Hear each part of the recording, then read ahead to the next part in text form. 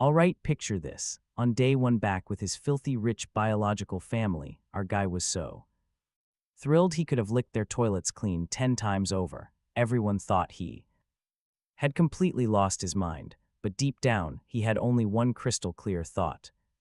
Finally, the perfect excuse to go completely feral. He didn't just casually kick his biological sister into a wall just because she stole their father's expensive watch and tried to frame him for it. He didn't start a casual bonfire in his bedroom just because those so-called parents locked him inside a dark, damp storage closet. And honestly, he didn't livestream himself dumpster diving across their massive luxury estate just because his parents refused to give him a single cent of pocket money. He did all this because his previous life taught him one incredibly crucial lesson. Instead of internalizing the trauma and absolutely destroying his own mental health, it is vastly superior to go totally unhinged and make everyone else completely miserable. At this very moment, his biological father, Arthur Lancaster, was absolutely fuming. It was nearly midnight and he was screaming at the top of his lungs, "Bring the watch out. Here right now, you are the only one in this house with such sneaky rat-like habits. Before you came crawling back to the Lancaster family, we never lost a single thing. That $1 million Patek Philippe was definitely stolen by you." His second sister, Khloe Lancaster, just smirked. Meanwhile, his mother, Evelyn, looked right at him with fake gentleness and cooed, "Leo, be a good boy. Just bring your father's watch back. Do not worry, we will not punish you." The fake adopted son, Mason, chimed in wearing a perfectly crafted mask of fake concern. "That is right, big brother.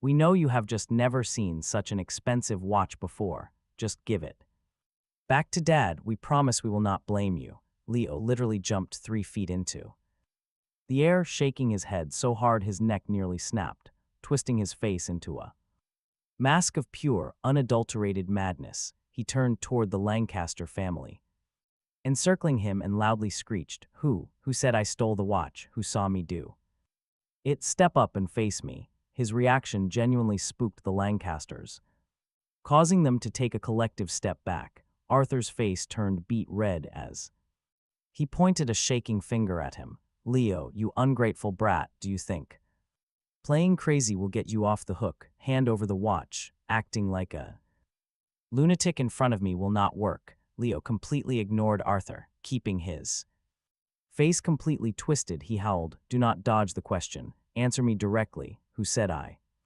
stole it? Who saw me?" Khlo looked at him with sheer disgust. "Leo, who else in this house would steal Dad's watch besides you? We all already have Patek Philippe, so obviously it is you, the poor little orphan." Hearing that, our guy teleported right in front of Khlo and delivered 2 crisp, resounding slaps straight to her face. Smack, smack. "So it was you, Khlo," he violently roared. "You are the one framing me. I am asking you, with which eye did you see me steal it? When did I steal it? Which hand did I use?" Without giving her a single second to breathe, Leo grabbed Khlo by the shoulders and violently spun her around a full 360 like human helicopter. Enduring the shoulder pain, Khlo trembled and shrieked, "Leo, are you a psycho? Let me go, you absolute piece of trash." He kept shaking her, screaming, "Back, do not dodge the question. Khlo, your silence is proof you are framing me. You wicked witch." After a few more wild spins, suddenly, clink, a shiny object flew right out of Khlo's pocket and landed hard on the floor. Seeing the object, dead silence. You and I could hear a pin drop as Leo casually picks up the watch, turning right to the totally stunned Lancaster family. "Is this the stolen watch they meant?" Wow, total plot twist. The missing item just magically appeared directly inside Khlo's pocket. Arthur finally processes the disaster, his face turning an absolutely incredibly ugly shade of purple. Khlo goes completely pale, watching their absolutely priceless expressions. Leo just laughs inside. Minutes ago, this family was completely ready to crucify him. Now, the stolen goods are literally pulled right from their precious daughter's pocket and nobody has a single word to say, faking absolute utter Shock, our guy widens his eyes and holds the watch high. Wait, this is the stolen watch, oh my gosh. Turns out Khlo is the real thief, maliciously trying to frame him. The police, he absolutely must call them. Arthur's face is now darker than a burnt pot. Call what police? The old man barks. Do they honestly think having a thief around is something to brag about? No cops, but Leo acts completely deaf to his words. He grabs his own hair, bending right over backwards, wailing in absolute fake agony. Khlo, you did not just steal the watch. You framed your own brother. Why set him up like this? Oh, the sheer betrayal. The heartbreak, he screams in agonizing pain before anyone can even process his Oscar-worthy performance. Leo bolts straight out the massive front doors of the Lancaster mansion. The second he clears those gates, he dials 911. Then he snaps a quick high-def photo of the watch, instantly posting to Twitter with a savage caption: "Is this the decay of human nature or total collapse of morality? A millionaire's $500,000 watch was just stolen by his wealthy daughter." The drama is piping hot. About 15 minutes later, a police cruiser finally pulls up outside the gates. Leo immediately sprints right over to greet them. Like they are his absolute best friends, two officers step right out, one veteran in his 40s plus a rookie in his 20s. "Are you Leo? Did you make the call?" the older officer asks. Leo puts on his most pathetic, tragic face and nods violently. "Yes, officer, it was me. His $500,000 watch got stolen." The veteran officer simply nods and follows our guy straight into the mansion. Inside the living room, Khlo is completely nestled in Evelyn's arms, fake crying her eyes out. Lily, the eldest sister, and Mason are standing by, so gently comforting the victim. Meanwhile, Arthur sits on another sofa, dead silent, just seeing this heartwarming, totally fake family portrait makes Leo want to laugh out loud. Did they really think they could fool you and me, sweeping this under the rug? Did anyone ask the actual victim here for permission? Leo instantly unleashes a massive wail that could literally shatter glass. "Father, the police are here. You do not have to be conflicted anymore. Let the actual law handle this. Justice must be served. Khlo stole your $500,000 watch." His screech echoes through the mansion, freezing the Lancaster family in their tracks when they finally see the two officers walking in behind our guy. Their jaws literally drop. "Mr. Lancaster, please rest assured," the older officer says firmly, standing right before Arthur. "We will treat this as a maximum priority case. Whoever dared to steal your watch will be brought to justice swiftly." Looking at the officers, deadly serious demeanor, Arthur opens his mouth for damage control, but Leo brutally cuts him right off. He grabs the officer's hand, smiling absolutely radiantly. "Our city's police force is simply elite, top-tier efficiency. But guess what, guys? The Lancaster family already caught the culprit, caught red-handed. The cops just need to do some paperwork and haul her off for interrogation." Without hesitating, Leo drags the officer right over to a trembling Khlo. He points. "She is the one. Khloe stole Arthur's watch." Leo shoves the expensive watch right in the officer's shocked face. "There is the stolen item, culprit and evidence both right here. Please drop the hammer of justice. Cuff her, bag the evidence." The cop looks at a shivering Khlo, then the watch, sighing heavily. "Ah, an inside job." Khloe, absolutely terrified, clings to Evelyn and shrieks, "I am no thief, it was just a prank. Mom, tell him it was a prank." Before Evelyn can even spin a lie, Leo shoves the watch closer to Khlo's pale face and yells, "You are not just a thief, you're a toxic mastermind trying to frame me." Arthur finally explodes, totally unable to take it anymore. He forces a painfully awkward smile at the cops. "Officers, this is a massive misunderstanding here. The kids were just pulling a silly prank. I am so sorry for wasting your time." Evelyn chimes in, hugging Khlo tight. "Exactly, Leo, it was a joke. Stop being petty." Lily and Mason immediately join the chorus, just a harmless joke. Seeing this toxic united family front, Leo dramatically clutches his chest, throws himself onto the living room floor, and literally starts barrel rolling. This world is too cruel. I don't want to live on this planet, he wails out. I, Leo, grew up in an orphanage. You guys always look down on me. Now Khloe frames me, and you turn a blind eye. His heart is supposedly shattered into a million pieces. Life has no meaning, rolling right over to the veteran officer's boots. Leo looks up with fake tear-filled eyes. Officer, please. Just arrest me, take me away. This mansion is way too cold. I want to go.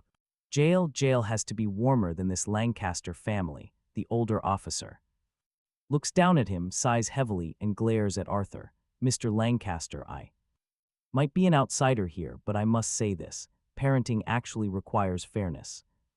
Arthur's face turns absolutely pitch black. He grits his teeth, looking at the cops. Officers, please leave. Everything is perfectly fine here. Thank you. The watch is mine. It was never actually lost, and we do not need assistance. The older officer sighs again, bends down, and pats Leo's shoulder.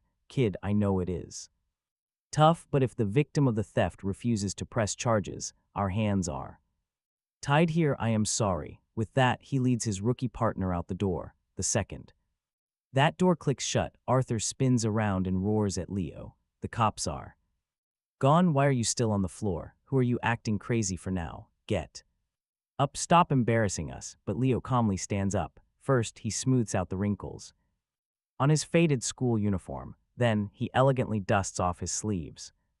Watch this. Casually, Leo strolls over to the dining table, pours himself some tea, and takes a slow, very dramatic sip. Looking up, he gives the Lancaster family a chillingly sweet smile. You know, starting tonight, a rumor about the second daughter of the Lancaster family being a petty thief is going to spread across the entire city. Congrats, Khloe. You are about to be an influencer. It takes a solid 5 seconds for Khloe's brain to process his words. He is going to ruin me socially. Her face loses all color. Pure panic floods her eyes. Arthur erupts. Leo. All right, watch this. The old man completely loses it. You ungrateful bastard. I will beat you. He grabs a heavy teacup off the table, pulling his arm back to hurl it right at our guy's head. But before Arthur can even swing, our MC moves with the speed of an absolute ninja. He snatches a sharp fruit knife off the table and completely closes the distance between them in a single bound.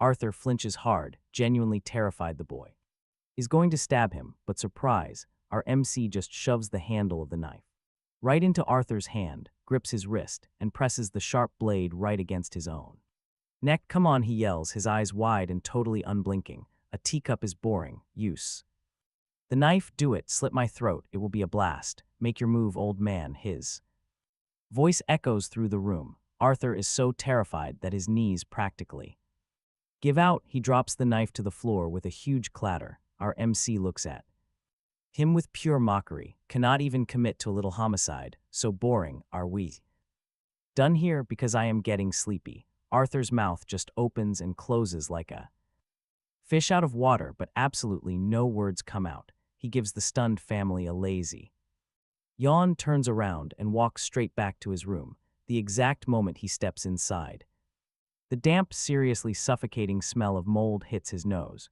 He frowns and flicks the light switch. It is a completely claustrophobic rectangular box of just about 50 feet.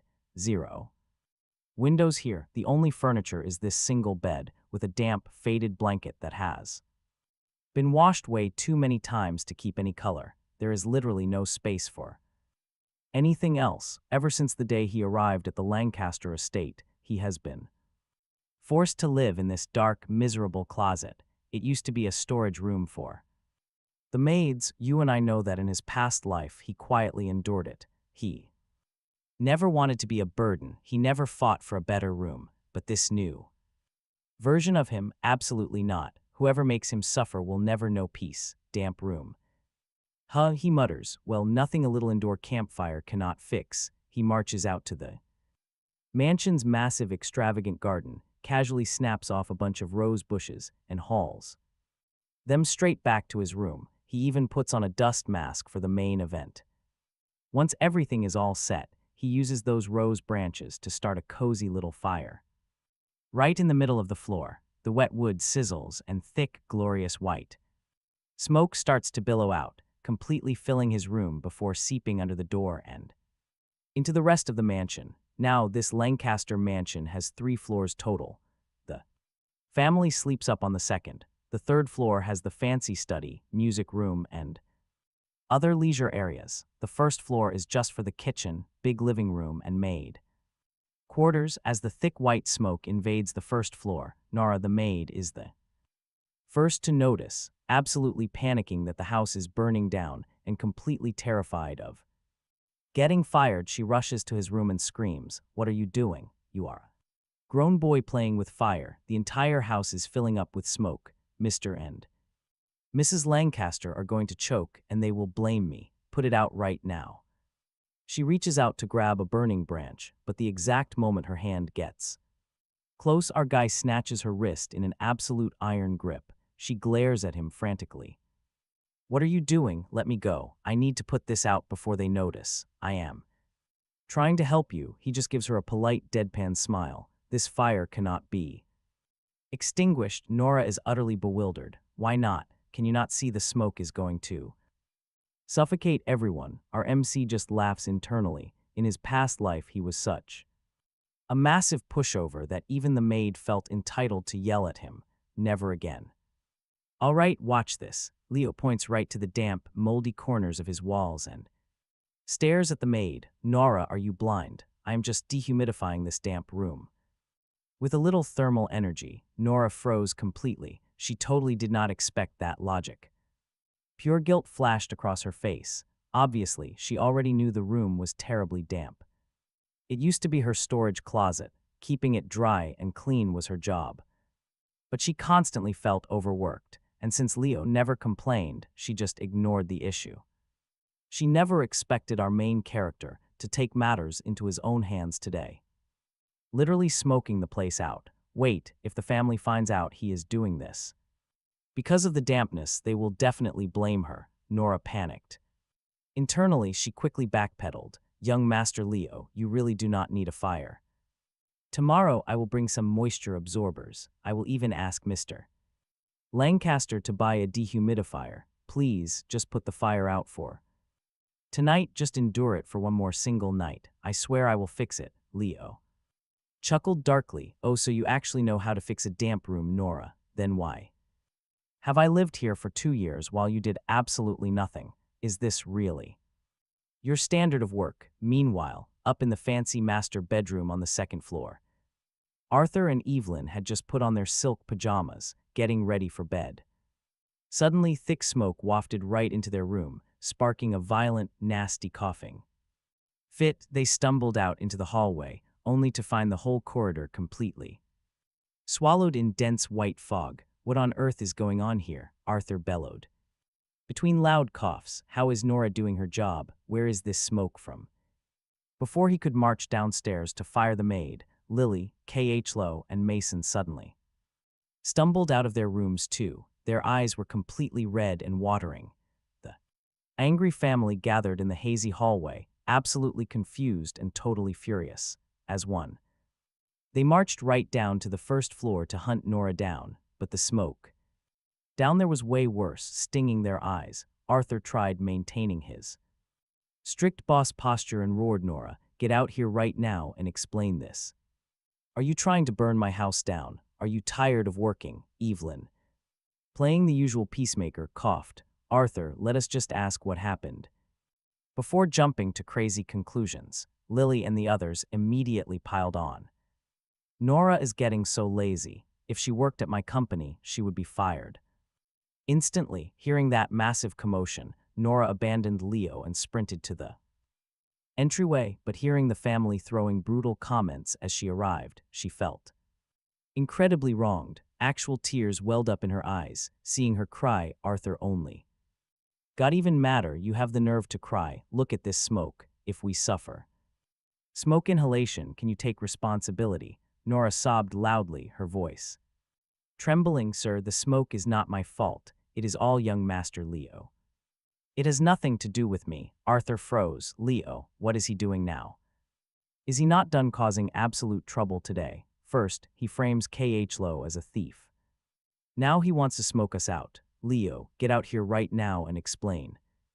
Yourself or we are done. Stick with me here. Back in his room, Leo heard Arthur screaming loud and clear along with Nora snitching, but Leo, he just kept casually tossing more damp branches into the roaring fire, totally unbothered. Actually, deciding the smoke was not thick enough, he tossed in a few extra leafy ones for maximum dramatic effect. Do not like the smoke, just inhale more, you will adapt. Total immunity. After getting zero response, Arthur felt his absolute authority was being mocked. He glared at Nora. Take me to Leo right now. Let's see what he is doing. Nora nervously led the way to Leo's room, followed closely by the coughing, red-eyed Lancaster family. When they reached his doorway, they all stopped dead in their tracks, and there was Leo, wearing a dust mask happily, tending a roaring campfire right in the middle of his tiny room. Thick white smoke billowed constantly from the pile. Arthur shook with absolute rage, pointing a finger at him. Leo, you ungrateful wretch, what are you doing? We let the watch incident slide, and now you want to gas us in our own home. What do you want from the back? Khloe muttered that nobody let it slide. Evelyn frowned deeply. Leo, I always thought you were a sensible boy. Why are you acting like a delinquent today, first calling the cops on your sister, and now lighting fires? Indoors, can you just be a little more mature? Leo rolled his eyes under the mask. This woman, a total manipulator. In his past life, Leo was weak and docile, because she constantly weaponized the word sensible against him, using guilt to trick him into never standing up for himself. Lily crossed her arms. Exactly. Leo, do you lack basic common sense? You don't live here alone. You can't be so selfish. Then came Mason, stepping up to play the angelic sibling. Big brother definitely did not do it on purpose. He probably didn't realize the fire would make this much smoke and choke us. Now that he knows, he won't let us suffer. You will put it out right now, won't you, big brother? Arthur heard this and practically blew a gasket. Of course he knew. Look at the guy, he is literally wearing a mask. Leo, put that out immediately or you are dead meat. Despite all their screaming, guilt-tripping, and fake empathy, Leo didn't even flinch. He waited for them to finish their little chorus, then slowly tossed another branch into the flames. Yeah, putting it out is not going to happen, Leo said. Casually watching him fuel the fire, Arthur's eye twitched violently. He remembered Leo putting a knife to his throat earlier and didn't dare step forward to physically stop him. He just stood by the door and yelled, why can't you put it out? Look at us, we are suffocating. Leo poked the fire with a stick, not even looking up. Obviously, I can't put it out. This room is so damp. It's practically a swamp. I'm just doing a little DIY climate control. What is wrong with drying the place out? Leo finally looked right up at their pathetic figures standing in luxury pajamas, eyes red, coughing into their hands. He gave them a cheerful smile. Do not worry, guys, you'll get used to it. Once you adapt to the carbon monoxide, it's really not that bad. Arthur was absolutely dumbfounded. You are acting crazy again. There isn't a single damp bedroom in the Lancaster mansion. Hearing that, Leo instantly sprang up, lunged right at Arthur, grabbed his arm and dragged him right into the room. Before Arthur could react, Leo slammed his pristine manicured hand flat against the wall. What the hell are you doing? Arthur started, trying to yank his hand away, but he suddenly froze. The wall beneath his palm was freezing cold and undeniably wet. Well, Leo demanded loudly, is it damp? Is it wet? Pretty freaking damp, isn't it? Arthur looked down at his hand. The wall was covered in suspicious green mold spots, and there were literal water droplets near the baseboard. He looked around the room, his pupils dilating in shock. This 4x5 foot box had mold everywhere. Zero windows, a single bed. The blanket basically looked and felt exactly like a wet mop. Arthur touched it, completely soaked. His rage suddenly shifted. Leo, why on earth are you living in this damp closet? Is the Lancaster family broke or something? Do we lack houses? Why is my own son living in this claustrophobic, unventilated swamp? Right at That moment, Evelyn and Lily squeezed through the doorway. Leo just sneered at them. Perfect timing, honestly. Time to give everyone a little sensory experience. He grabbed Evelyn with one hand, Lily with the other, yanking them both forward and slamming their bare hands right against that moldy wall. They opened their mouths to scream. But that freezing, slimy sensation on their palms shut them up instantly. Staring at those gross green spots, they violently snatched their hands back, frantically wiping them on their ridiculously expensive pajamas like they had just touched literal toxic waste. Seeing their reactions, Leo laughed coldly to himself. You guys can't even handle touching it for 3 seconds. Try living here for 2 years. Well, Leo shouted, is it damp? My room is a literal biohazard zone. What is wrong with burning a little fire to dry it out? Are you guys being dramatic? Whoever thinks I shouldn't burn this fire is more than welcome to sleep in this bed tonight. Let's see who actually survives. Arthur looked at Leo's totally unhinged, defiant posture, trembling with rage, but this time, that anger wasn't aimed at his son, Nora. Arthur bellowed, get in here and explain this right now. Why is Leo living in a damp storage room? Nora, hearing that terrifying roar, practically squeezed through the door, looking absolutely miserable. Mr. Lancaster, you really can't blame me for this. I was just following orders from you and the madam. Arthur's eyes went wide. When did I ever tell you to throw Leo in this dump? Nora, you have got some nerve trying to push the blame onto us. Evelyn frowned too, her voice soft but incredibly sharp. Nora, I always thought you were an honest worker. Why are you shifting the blame? I have trusted you for years. Nora broke down, crying and screaming in panic. Sir, madam, you cannot say that. 2 years ago, when young Master Leo arrived, I asked you both. At that time, the 3rd floor had just been renovated, and there were 0 empty rooms left. The 2nd floor was full of your bedrooms. So madam specifically told me to just clean out a room on the 1st floor for him. Evelyn's face instantly went completely stiff with embarrassment, but she quickly tried defending herself. Nora, let us get the facts straight right now. I told you to clean a room on the 1st floor. I did not tell you to put him in some moldy storage closet. Nora just collapsed onto the floor, sobbing uncontrollably now. Madam, what other room was even there on the 1st floor? This was literally the only empty space left. Leo was getting really bored of their corporate blame game, since they had the energy to argue. The smoke clearly wasn't thick enough. He grabbed a fresh handful of damp roses and casually dropped them right onto the fire. Arthur saw this, his eye twitching. Why are you adding more fuel? Look at the smoke. Do you want to kill us? Put it out. Evelyn frowned at him. Leo, I know you are not a selfish boy. Look, the fire is choking the entire family. You wouldn't only think of yourself, right? Be a good boy and put it out. Leo held a burning branch, looking at them with these wide, totally innocent eyes. Put it out. You guys literally just felt how wet this room is. If I don't dry it out, how can I sleep? You guys aren't selfish. Watch Leo work here. It is just a little smoke. Coughing builds character, right? They only had to smell it for a bit, but Leo had to sleep in this absolute swamp. They would not force him to sleep in mold to save themselves. Some coughing, right? Evelyn was left totally speechless by Leo's flawless Uno reverse card. Arthur just glared at her. He knew if he failed to solve Leo's housing crisis today, the fire was staying lit. Fine, Arthur snapped, put it out. We will give you a new, big, clean room. No more burning indoor fires, understood?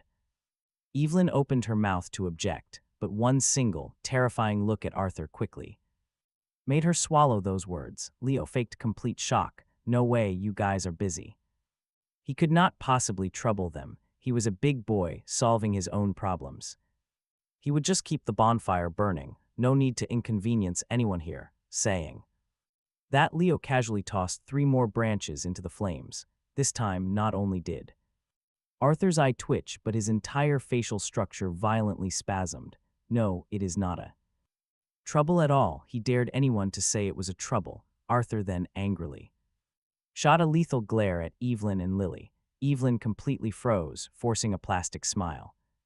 Of course it is not a trouble, it is an easy fix. Lily, who was totally silent after seeing the windowless mold box Leo lived in, just slowly and quietly nodded, even though she hated him as the sudden interloper brother. Lily was not cruel enough to think anyone should live inside a damp closet.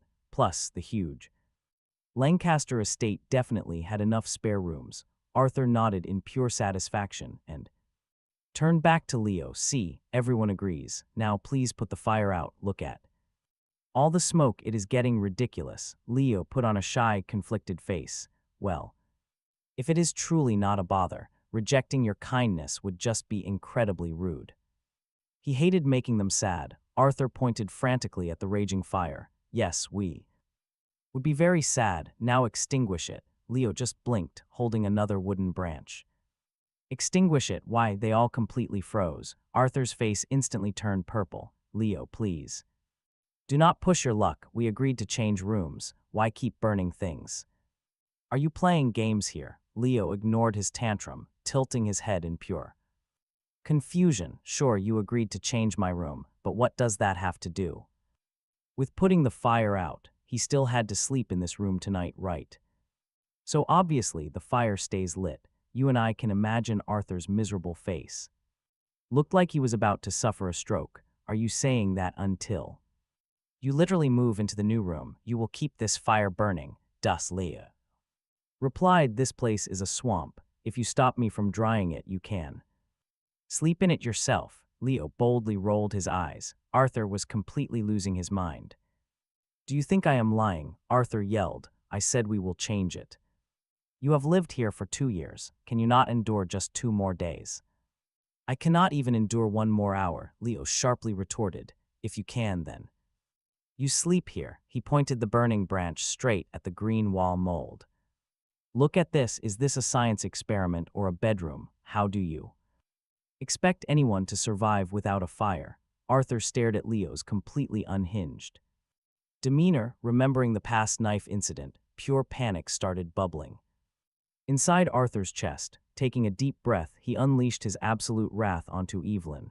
Get him a big, bright, clean room immediately. Do you not see this mess? Your precious son will not put the fire out until he moves. Do you want us choke on smoke all night? Evelyn looked seriously stressed out. But all the rooms in this massive mansion are taken. Stick with me, this gets ridiculous. The third studio, Lily's office, Khloe's art studio, and Mason's private study room.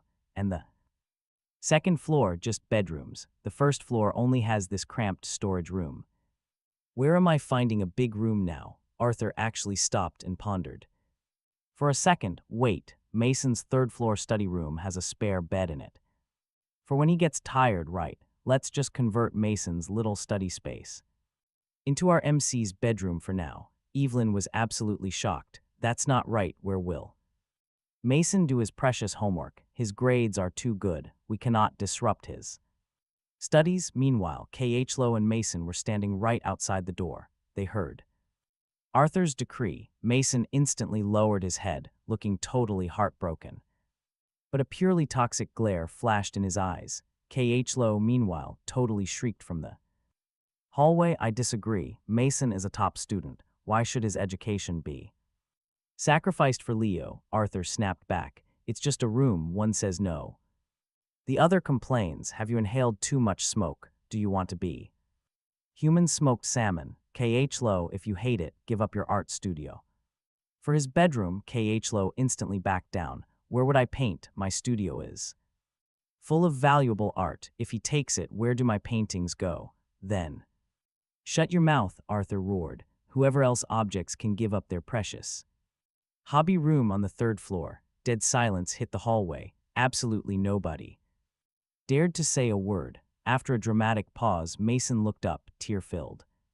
Red eyes. Dad, it's fine. Let my big brother have the study. My education isn't as important as his sleep. If he sleeps well, I am totally happy to give it up. Arthur nodded, about to praise Mason for being such a mature, angelic son, but Leo violently cut him off. Spare me the soap opera, Mason. Are you seriously playing the martyr right now? You're the Adopted son, yet you get a bedroom and a private study. Meanwhile, either biological son didn't even get a bedroom with a window, you giving up. Your extra study so I can sleep is some massive sacrifice. Is the Lancaster family abusing you or something? Arthur's words of absolute praise. Choked in his throat, a seriously complicated look flashed across his eyes. Outside the door, Mason just froze, real panic setting in. He couldn't comprehend what was happening at all. You and I know the old Leo wouldn't dare. Khloe rushed to defend her favorite fake brother. Leo, you ungrateful jerk, Mason is kind enough to give you his room. Instead of thanking him, you mock him. Mason played the victim absolutely flawlessly. Khloe, please stop. I am voluntarily giving it up. I don't need his gratitude, but our MC couldn't care less about their little performance. Leo picked up the remaining wet rose branches and just dumped them straight onto the fire. The flames roared higher. The thick smoke became thicker than ever. Leo sighed loudly. Well, looks like I'm stuck in this room tonight. Better dry it out thoroughly. Everyone screamed in absolute terror and scrambled out of the room, totally terrified of suffocating. Arthur glared fiercely at his spoiled family. This is your fault. He covered his mouth, coughed violently, and yelled right at Khloe. Gratitude for what? I own every room here, I decide. Who sleeps where? Who does Leo need to thank? He doesn't even need to thank me. Arthur then turns to Mason. Are you really that upset about losing your study? Mason frantically shakes his head. No, Dad, not at all. Arthur just ignores him. Turning straight to the maid. Nora, tonight you are clearing out Mason's study on the third floor. It's becoming Leo's new bedroom. Immediately, Nora finally, snapping out of her daze, nods vigorously and literally sprints upstairs to start cleaning. Arthur watches her go, then lets out this massive sigh of relief and looks at our guy. Leo, your housing crisis is solved. You'll have a new room soon. Can you please put that fire out now? Leo looks at him then down at the flames and sighs super dramatically. All right, fine, since you guys went through all this trouble to accommodate me, I'd be a total jerk to refuse. Guess I'll just tolerate the third floor. Arthur's eye twitches so hard he practically gives himself a migraine, but seeing that the flames are finally getting put out, he exhales deeply. Leo stands up, eyeing his indoor campfire with deep, fake, melancholic regret. Oh, my beautiful fire, you worked so incredibly hard. But I got a new room now, so I must say goodbye. Farewell, my fiery friend. Saying that, Leo grabs a glass of water and splashes it over the flames. Seeing the indoor bonfire die out, Arthur finally feels safe. All right, if there's nothing else, go to sleep. Nora will have your room ready soon. Get some rest. Nora works with the speed of a caffeinated cheetah. Half an hour later, Leo moves into his new bedroom up on the third floor. It's massive, about 300 square feet, packing a desk, a sofa, and a giant bed. Compared to his old room, his actual belongings look pathetically sparse. Just a blanket, a few random books, and 2 sets of heavily faded old-school uniforms. Overall, Leo is pretty satisfied. He has accomplished 2 huge victories today, and the guy is totally exhausted. He throws himself onto the new mattress and instantly passes out. The next morning, Leo wakes up, looks down at his faded old uniforms, and realizes he desperately needs new clothes. Only one problem: Leo is broke like dirt poor. You and I know this trope. In his past life, returning to the Lancasters, Evelyn claimed the wealthy family would provide all his food and transport needs. And since he didn't need to socialize, he apparently didn't need an allowance. Meanwhile, Lily and Khloe got $10,000 a month. Even the fake son, Mason, got $5,000. Clearly, our guy needs a serious side hustle. When Leo goes downstairs for breakfast, only Evelyn, Khloe, and Mason are actually home, probably because of yesterday's absolute chaos. All 3 of them aggressively ignore him, giving him the cold, silent treatment to show dominance. Leo literally could not care less. After totally inhaling his breakfast, he grabs a massive woven sack from the utility room, makes sure his phone is fully charged, and marches right out the front door. Time to get this bread, Leo yells. To nobody in particular, the three terrible family members look at each other in total confusion. What kind of episode is he having this early in the morning? Meanwhile, Leo carries his huge sack out of the mansion and surveys the crazy luxury villa district.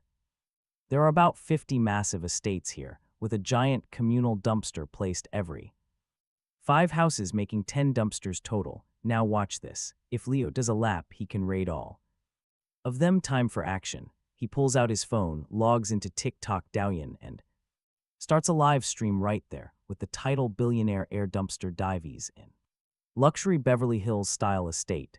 Then, huge sack in hand, Leo's epic trash hunting journey finally begins, thanks to that genius clickbait title and the new streamer algorithm boost. Alright, his stream viewer count rapidly crossed 100. People called it total clickbait. A billionaire heir, yeah, sure. If he is seriously a rich kid, why is he digging through the trash? The viewers barely cared. They just wanted to see if wealthy people tossed out good stuff. Reading the chat, our MC adjusted his gloves and dove into the very first bin. He welcomed the stream, claiming to be a certified and absolutely genuine billionaire heir. He told them to literally Google Arthur Lancaster, the richest man in the entire city. Check if he has a son named Leo. Spot the family resemblance. As for why our guy is digging through the garbage, well, quite a long story. He got kidnapped by traffickers at age 2, basically growing up inside a random rundown orphanage. The Lancaster family only brought him back 2 years ago, but because he has a completely working-class background, they refuse him an allowance. He is a completely broke high school senior, so the kid has to hustle. Suddenly, his eyes gleamed. Hey, chat.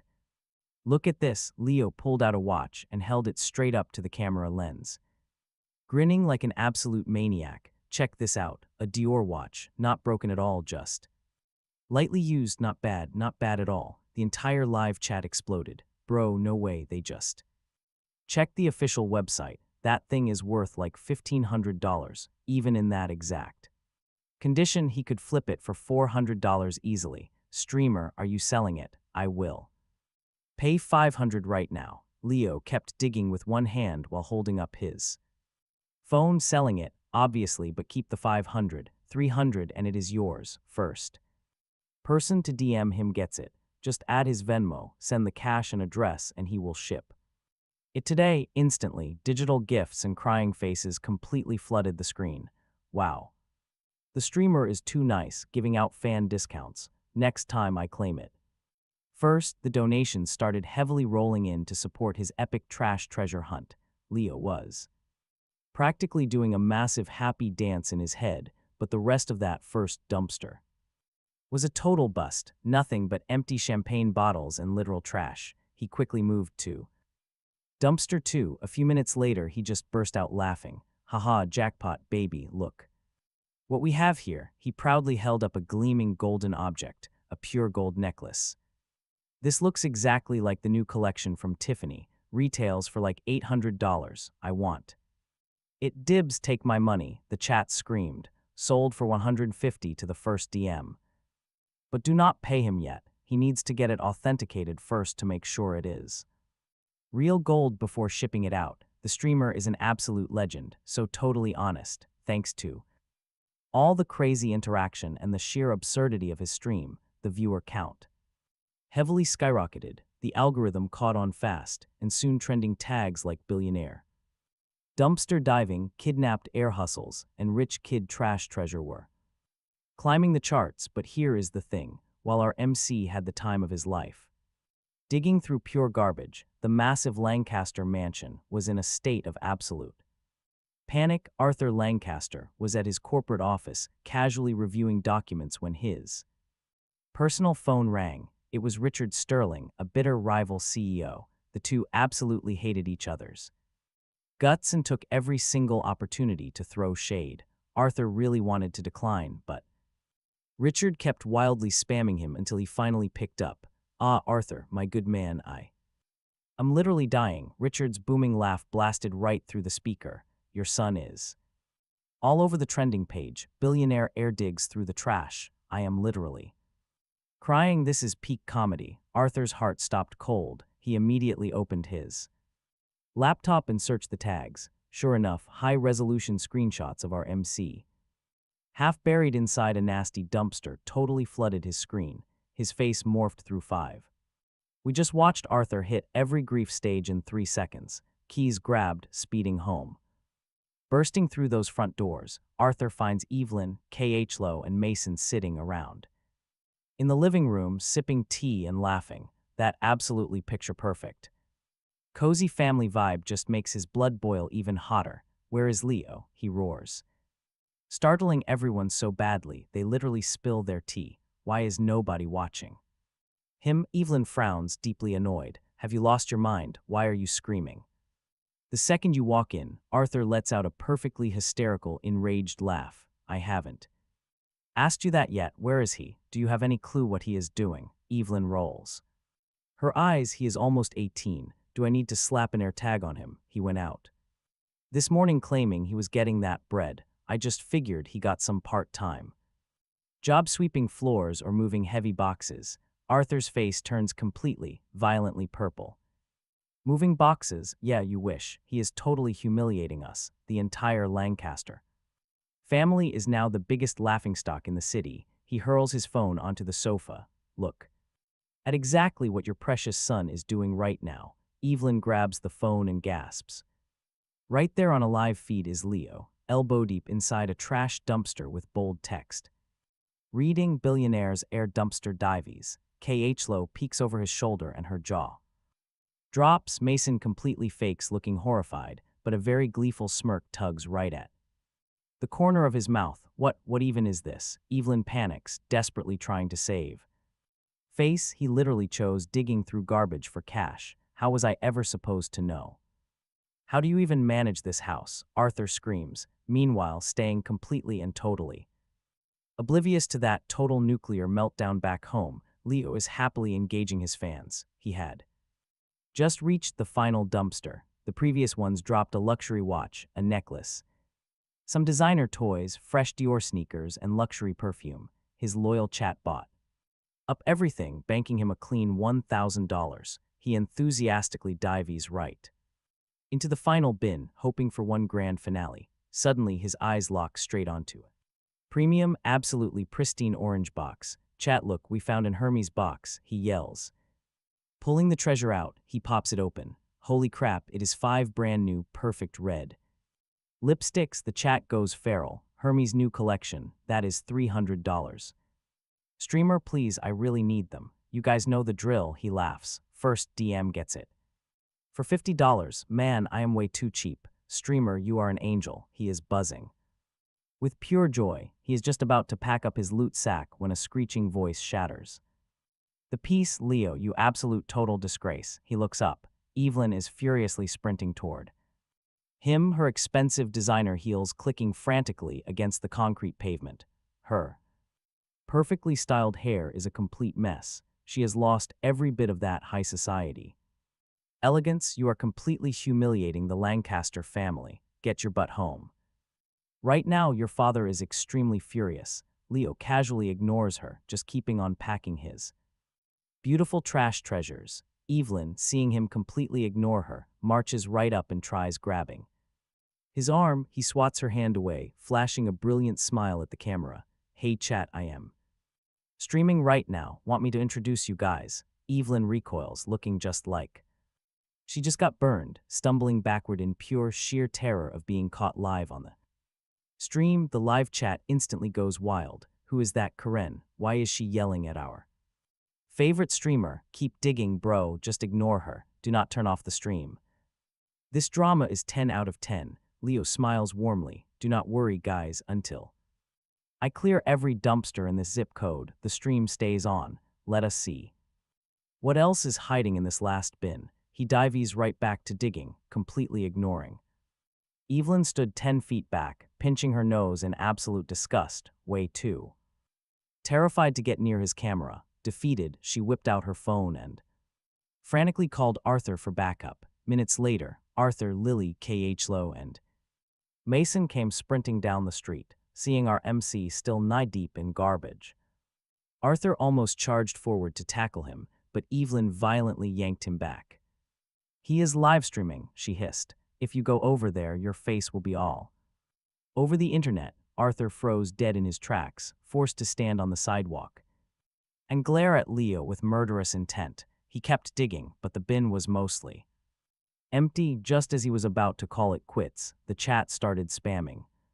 Streamer, that little black pouch, grab it. Yeah, that looks like Gucci, check it. Leo followed their instructions, picking up a tiny, completely unremarkable black pouch about the size of his palm. He held it up. This thing, a classic Gucci coin purse. They do not even make these anymore. Worth like $200 second-hand. Dibs, I will pay $100 right now.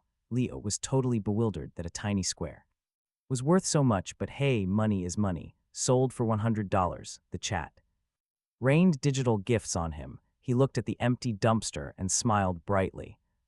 All right, chat, that's all the dumpsters cleared out. We are officially done for today. If you didn't snag anything, don't sweat it. We will go trash hunting again.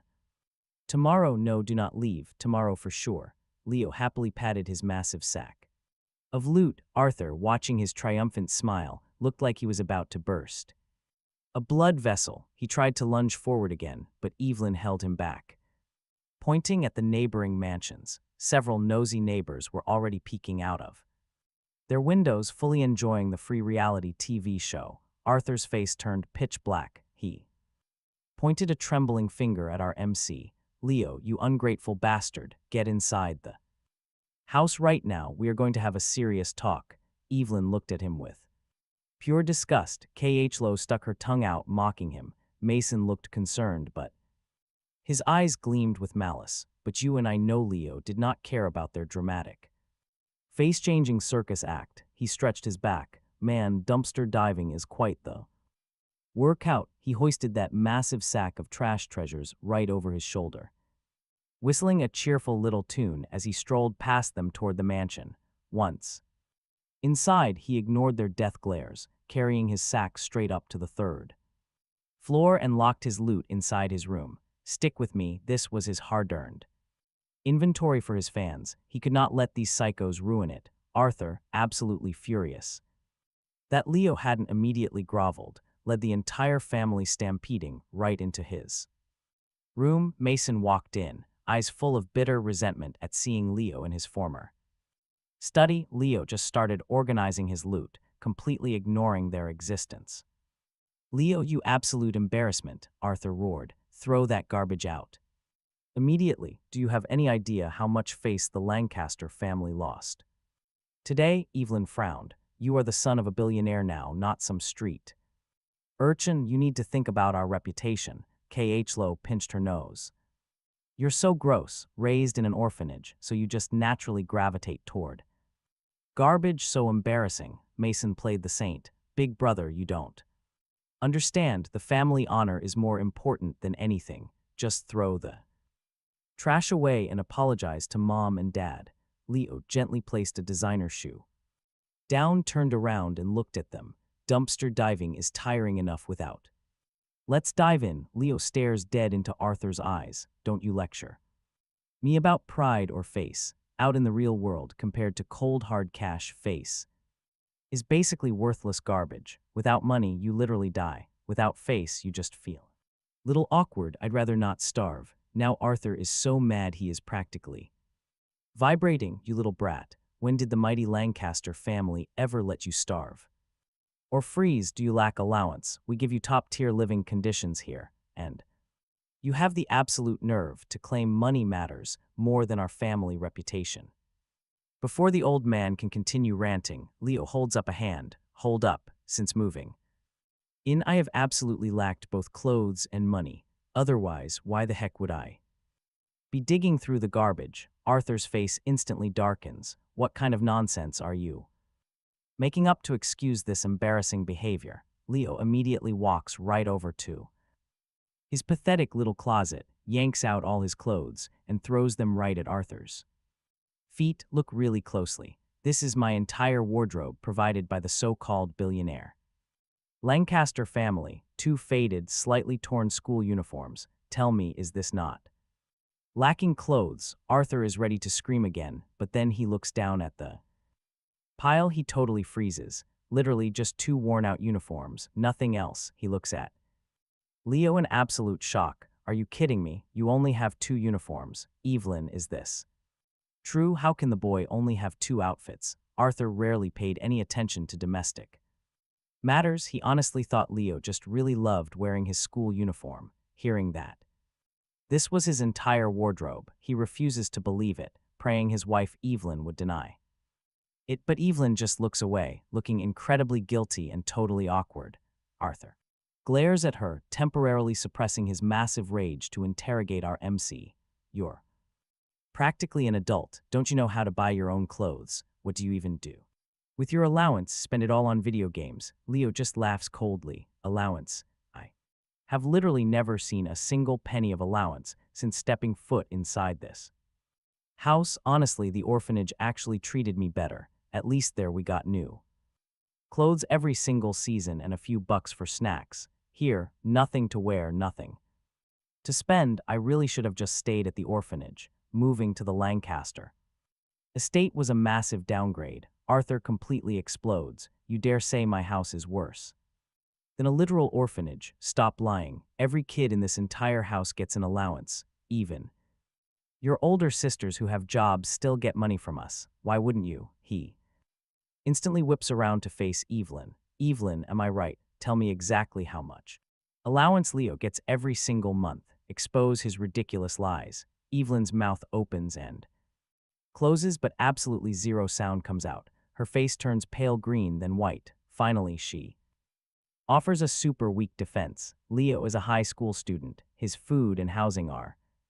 perfectly covered. What does he even need money for? Arthur looks at her in sheer disbelief, pointing a trembling finger. So you actually never gave him an allowance? Her deafening silence is all the confirmation he needed. Arthur is too stunned to speak. But you and I both know this isn't the time to fight. The priority is stopping Leo from going back to the dumpsters and ruining his precious PR. He coughs awkwardly and looks back at our MC. Leo, let's make a deal. You're picking trash because you literally have zero money, right? Starting today, I will have your mother give you a generous monthly allowance. Just promise me you will not go dumpster diving anymore, okay? Leo just waves his hand dismissively. Nah, keep your little allowance. I'm good, got my own hustle. Just today, I made $1,000 from this. He tallied the loot. You and I know that's 30 grand a month. He didn't need their fake charity. Leo loved being a totally self-made entrepreneur. Arthur's eyelid twitched aggressively. He gritted his teeth. Leo made 30 grand a month doing this? Fine. Arthur offered a personal allowance of 30 grand a month. Just stop touching the garbage. Deal. Before Leo could even answer, Evelyn loudly protested. He was in high school. He didn't need 30 grand. 1,500 a month was more than enough. Khloe immediately whined. Dad, why did Leo get 30,000? She and Lily only got 10 grand. Mason got 5. If Leo got 30, he was getting way more than them. Totally unfair. Seeing their eyes turn red with pure jealousy, Leo laughed internally. He quickly agreed with them. Yeah, exactly. So incredibly unfair. Just let him be an independent hustler. Seriously, keep the money. But Arthur glared at the girls and absolutely roared. Do not mention fairness. Khloe could she earned 30,000 a month? If so, he'd give her 30 grand too. Could she? Khloe pouted and completely shut up. Arthur then turned to Evelyn, a Lancaster child. Deserved $1 million a month, let alone 30 grand. She thought it too much. Fine, he would wire the cash personally. Evelyn absolutely didn't dare to argue any further, especially since it wasn't draining her own personal budget. Arthur turned back to Leo. 30 grand a month directly from him. Just stop picking trash. Yes or no? Leo let out a massive, dramatic sigh. This old man wouldn't stop forcing cash into his hands. What could he do? Honestly, getting 30 grand for nothing was easier than dumpster diving. And quite frankly, Evelyn's hurt feelings weren't his problem. Fine, he loved being self-made, but since Arthur was literally begging him to take the cash, he hated to hurt his pride. Leo accepted. Arthur's face violently spasmed, but as long as Leo stopped embarrassing him on TikTok, he ignored the attitude. The old man pulled out a sleek black card and handed it right over. 30 grand on that plastic.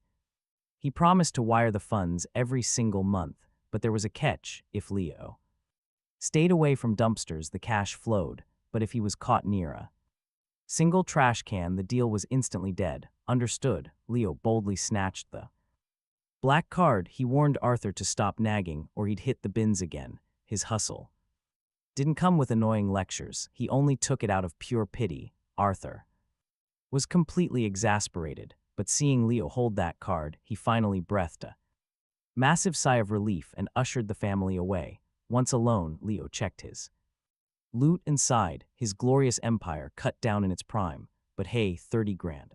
Month was a massive win. You and I both know his stream blew up fast. He had a solid fanbase ready. He couldn't just let the account die. He needed to pivot his whole content strategy. What should he stream next? But first, he had to fulfill his pending orders. Leo spent all afternoon packing and shipping loot, instantly cashing in his $1,000 via Venmo. Completely exhausted, he hit the bed hard. The very next morning, Leo slept in until 10 a.m. After washing up, our MC headed downstairs for some breakfast. Near the staircase, he heard this incredibly mocking, duck-like, annoying voice. Hey Mason, was this the trash picker of their family sleeping in? The early bird gets the garbage, right? Leo looked over. A chubby, short, rich kid was throwing him a nasty side eye. That was Luke. Beside him, Vince, Tom, and Sam. Some were snickering, while others completely ignored him, just continuing to chat up. Mason, our MC, frowns, dark memories flooding back. These are the sons of local businessmen who rely on Lancaster corporate contracts. They constantly kiss Mason's behind, acting like his personal little minions. Under Mason's subtle orders, they used to bully Leo relentlessly. Since returning to his family, Arthur enrolled him in the elite Sunshine Private Academy, putting him in the exact same class as Mason, claiming they could watch each other's backs. Oh, Mason watched out for him. All right, he successfully turned the entire class against Leo and ordered these goons to harass and humiliate him daily. It was textbook psychological warfare. No physical violence, just relentless cold behavior and verbal abuse that made him dread going to school. In his past life, after Khloe framed him for stealing that watch, these minions spread the rumor everywhere, cementing his reputation as a thief and plunging his life into total darkness. Thinking about this, his joy from the 30 grand fades. Mason clearly isn't happy about being humiliated by Leo over the past few days and is resorting to his old tricks. He actually invited his minions over to insult Leo in his own house. Perfect, let's watch him work. This saves him hunting them down. School doesn't start for another 5 days. Mason literally hand-delivered these idiots straight to his doorstep for target practice. But first, breakfast. Our guy needs fuel to deal with this trash. Let them act smug for a bit longer. Leo ignores the chubby kids. Taunts, walks into the kitchen, grabs a plate and just starts eating. Mason watches his silent retreat, looking super confused. This does not match the feral Leo he had witnessed over the last few days. Maybe he only acts tough with family but is still a massive coward with outsiders, Mason thinks. Luke leans in and whispers to Mason, "See, I totally roasted him and he didn't do squat." "Do not worry, bro. He is a total wimp. We can handle him easily."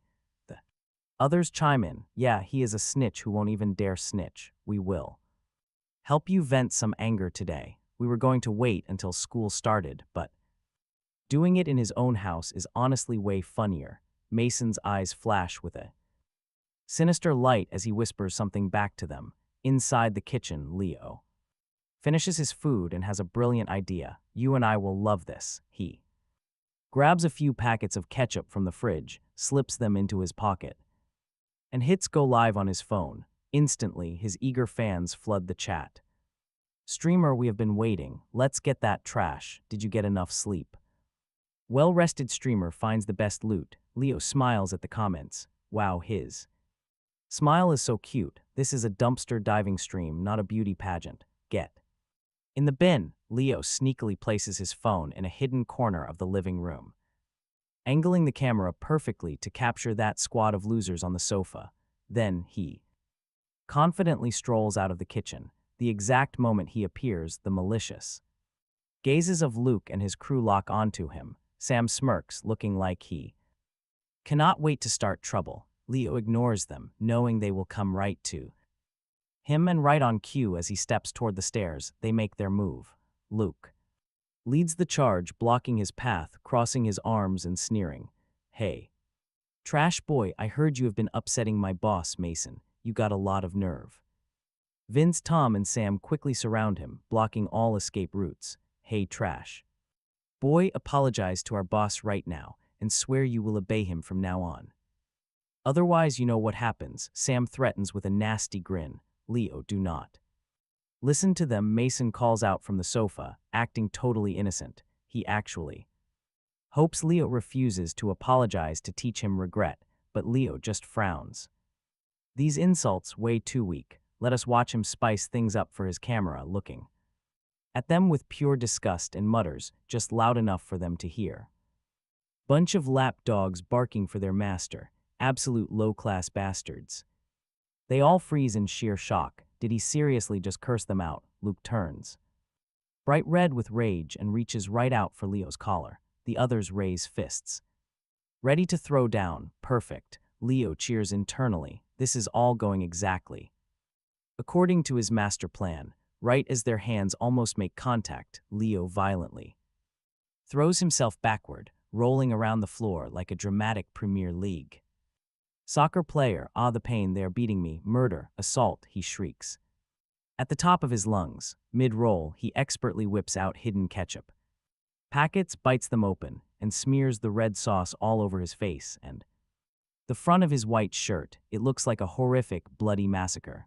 The bullies stand there completely frozen, staring at their own empty hands. "We did not touch him. Why is he on the floor? Why is there so much blood?" Mason reacts, first jumping up to play the hero. "Stop, why are you hitting him? How dare you strike my brother?" Leo side-eyes him. The kid has decent acting chops. Today Leo is taking down Mason's little minions. He keeps barrel rolling across the floor, screaming even louder. "The blood, they are beating me to death." His live stream chat absolutely explodes. Streamer is getting jumped. Who exactly are these punks? Call the cops. I thought he was a billionaire son. Who dares to beat him up inside his own house? Thanks to yesterday's massive momentum, his viewer count is massive. You and I know it is fake, but the clip hits trending pages everywhere. Upstairs, Evelyn hears the wild commotion and rushes down, seeing Leo completely covered in blood, rolling around, surrounded by four utterly dumbstruck teenagers.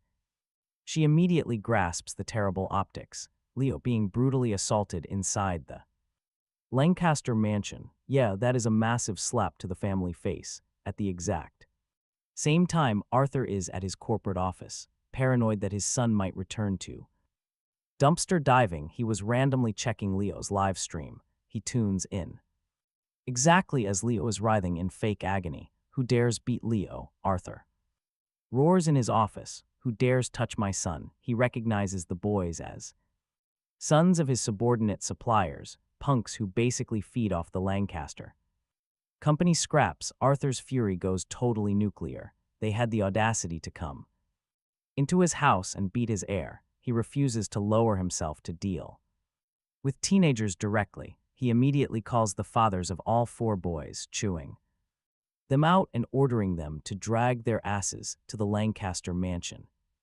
immediately. Then he speeds home to check on Leo's injuries. Meanwhile, Evelyn quickly calls the family doctor, Dr. Vance, not knowing the true extent of his injuries. She does not dare move Leo, leaving him on the floor. She then drags Luke and the gang outside, ripping them a new one. Dr. Vance arrives, swiftly popping open his fancy medical kit. He gently dabs the blood on Leo's face with a gauze pad, but as soon as he touches his mouth, pause. This isn't blood. Disbelieving, he sniffs the gauze. This is literally Heinz ketchup. He Dr. Vance looked down at him, totally confused. Leo just gave a cheeky grin and whispered $10,000, make it sound fatal. He knew exactly what he was doing. Listen, in his past life, Leo learned Dr. Vance had a severely ill daughter who constantly required expensive treatments. That is exactly why he quit a prestigious hospital job to become a private doctor for the ultra-rich. He loved cash, but he kept a strong moral compass and absolutely despised bullies. He caught on. Immediately, gritting his teeth, he whispered back, $20,000 and I will diagnose you with internal bleeding. Deal, Leo whispered. The two shared a silent nod of mutual understanding. Just as they finalized their little transaction, Arthur marched right into the mansion, followed closely by the four fathers. The dads already knew their sons had messed up big time. Stepping inside, they instantly spotted their boys. Two furious dads pulled out leather belts. The other two quickly grabbed nearby wooden chairs. Each of them grabbed their respective son and completely unleashed hell. Belts cracked loudly, chairs splintered, and those four bullies screamed in genuine, agonizing pain. Arthur stood to the side, watching in absolute cold silence, feeling a massive rush of satisfaction. Meanwhile, Leo lay on the floor, getting a front-row seat to the sweet smackdown. Hearing their pathetic wails was absolute music to his ears. You little punks actually thought you could get away with bullying him. Not today. After a few minutes of relentless beatings, the fathers started to feel bad, seeing their own sons totally bruised and battered. Their parental instincts kicked in and their heavy swings definitely slowed down. Some even stopped, figuring this was enough to appease Arthur. Seeing the action movie lose thrill, watch Leo completely crank up the volume. It hurts my organs, I am dying, I am fading away. Hearing his tragic screams, Arthur snapped right out of it, glaring at the dads who had stopped, terrified by Arthur's absolute wrath. Those dads immediately picked up their weapons and started wildly wailing on their sons even harder. Meanwhile, Dr. Vance, seeing Arthur stride into the living room, began his Oscar-nominated performance. Mr. Lancaster, he shouted frantically. Leo has suffered severe internal trauma. His organs are rapidly bleeding. It is completely catastrophic. The four dads outside heard this and practically turned super Saiyan, viciously beating their kids at warp speed. Arthur completely panicked and rushed to Leo's side. Seeing the boy totally covered in blood, he grabbed the doctor. Dr. Vance, is he going to make it? Can you save him? Dr. Vance pulled Arthur aside and whispered, Mr. Lancaster, relax. Leo is perfectly fine. Arthur froze solid. He is bleeding everywhere. You just said his organs are rupturing. Dr. Vance simply gave a dry cough and explained their little transaction, clearly clarifying that the fake blood was literally just ketchup, and Leo did not have a single scratch on him. Arthur stood there, totally dumbfounded before the real anger set in. What the hell is this kid playing at? Faking a near-death experience just for fun? Is he trying to mess with me? He furiously stormed over to Leo and hissed, Leo, you little punk, what are you even doing? If you are not actually hurt, why are you putting on this entire circus act? Leo never broke character. He glared right back and whispered, so what if I am not hurt? They actually tried to hit me and verbally abused me. I just want to teach them a brutal lesson. Is that a crime? If you think I am wrong, go right out there and expose me. Go ahead, tell them. Arthur shook with anger, but we all realized Leo's logic held up perfectly. Even if those kids did not cause any physical harm, they still tried to jump his son inside his own house.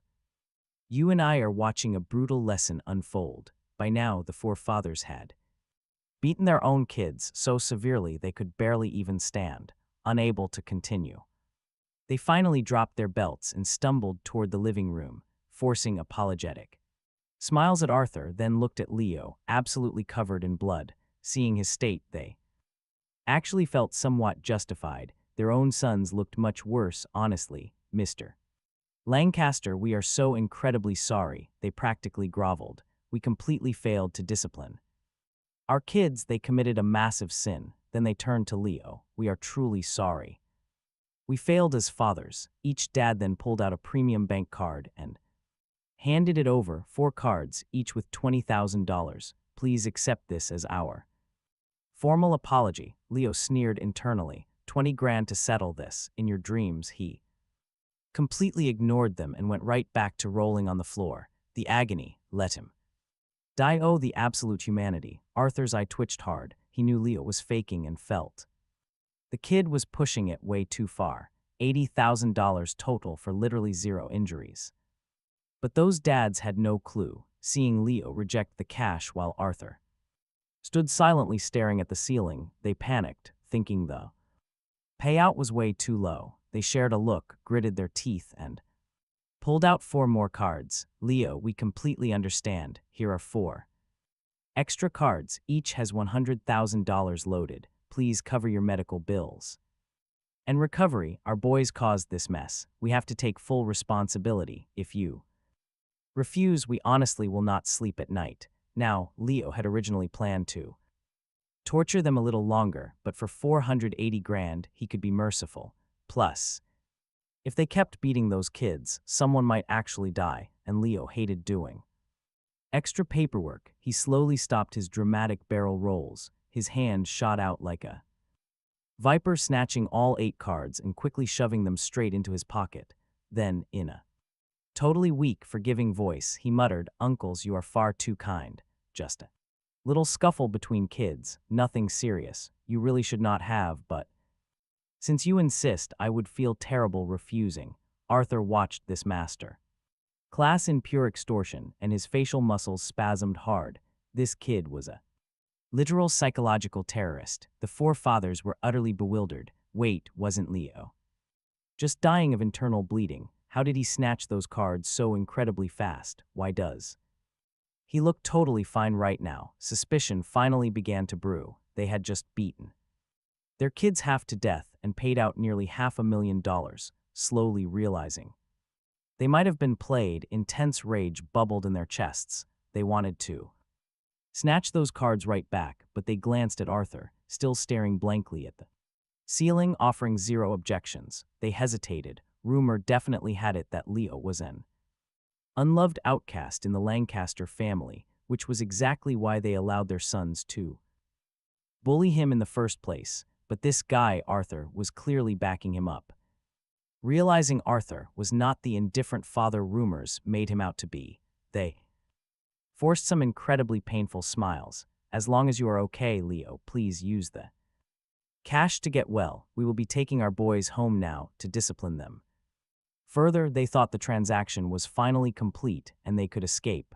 But watch this. Leo was not done playing. He suddenly clutched his chest, breaking into a violent hacking cough, completely acting like he was experiencing excruciating pain. When he pulled his hand away, his palm was completely covered in fresh blood. The fathers jumped in total shock. Wait, he was just fine. Why is he coughing up blood? Leo collapsed flat onto the floor, his eyes half closed, panting weakly. Uncles, even though it's just kids playing, your 4 noble sons beat me. Seeing how nice you are, I didn't want to fight back, but at the very least, shouldn't they apologize to me? Honestly, it's for your own good. If you don't teach them manners now, society will teach them later, and it won't be pretty. The dads were absolutely fuming. You and I know Leo beat those kids entirely senseless, yet he still demanded an apology. But seeing Arthur staring silently up at the ceiling, the fathers had to completely swallow their pride. They marched straight back outside, violently grabbed their battered sons by the collars, dragged them right into the living room, and tossed them at Leo's feet.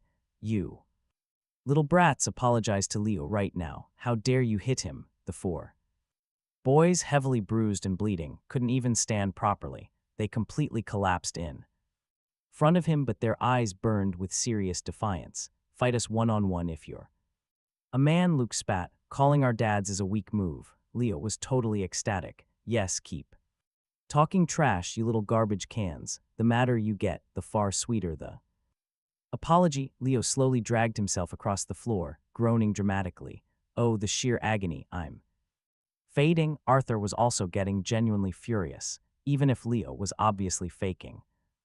These brats had actually tried to jump him, and they were still glaring at him with 0 Remorse, Arthur shot a truly lethal glare at the fathers. Is this the kind of trash you raise? Look at how you've educated them. The terrified dads shivered. They immediately kicked their own sons right in the ribs. Are you mute? Apologize. Do you want another beating? Luke and the others yelped loudly in pain, desperately trying to crawl away from the kicks, but they were simply too exhausted. Completely forced into submission, they gritted their teeth and slowly forced out the most agonizing, utterly humiliating smiles imaginable. Sorry, Leo, we were completely wrong. Please forgive us. Their totally forced smiles were so incredibly ugly they looked like weeping demons. Leo smiled warmly. Oh, it's okay.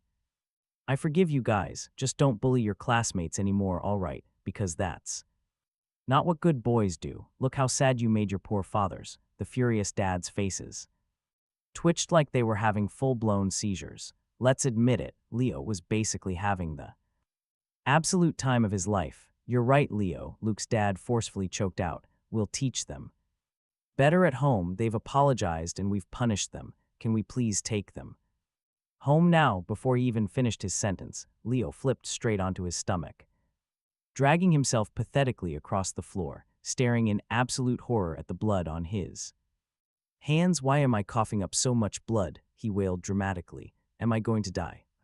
Don't want to die. Leo desperately grabbed Dr. Vance's pant leg, sobbing completely hysterically.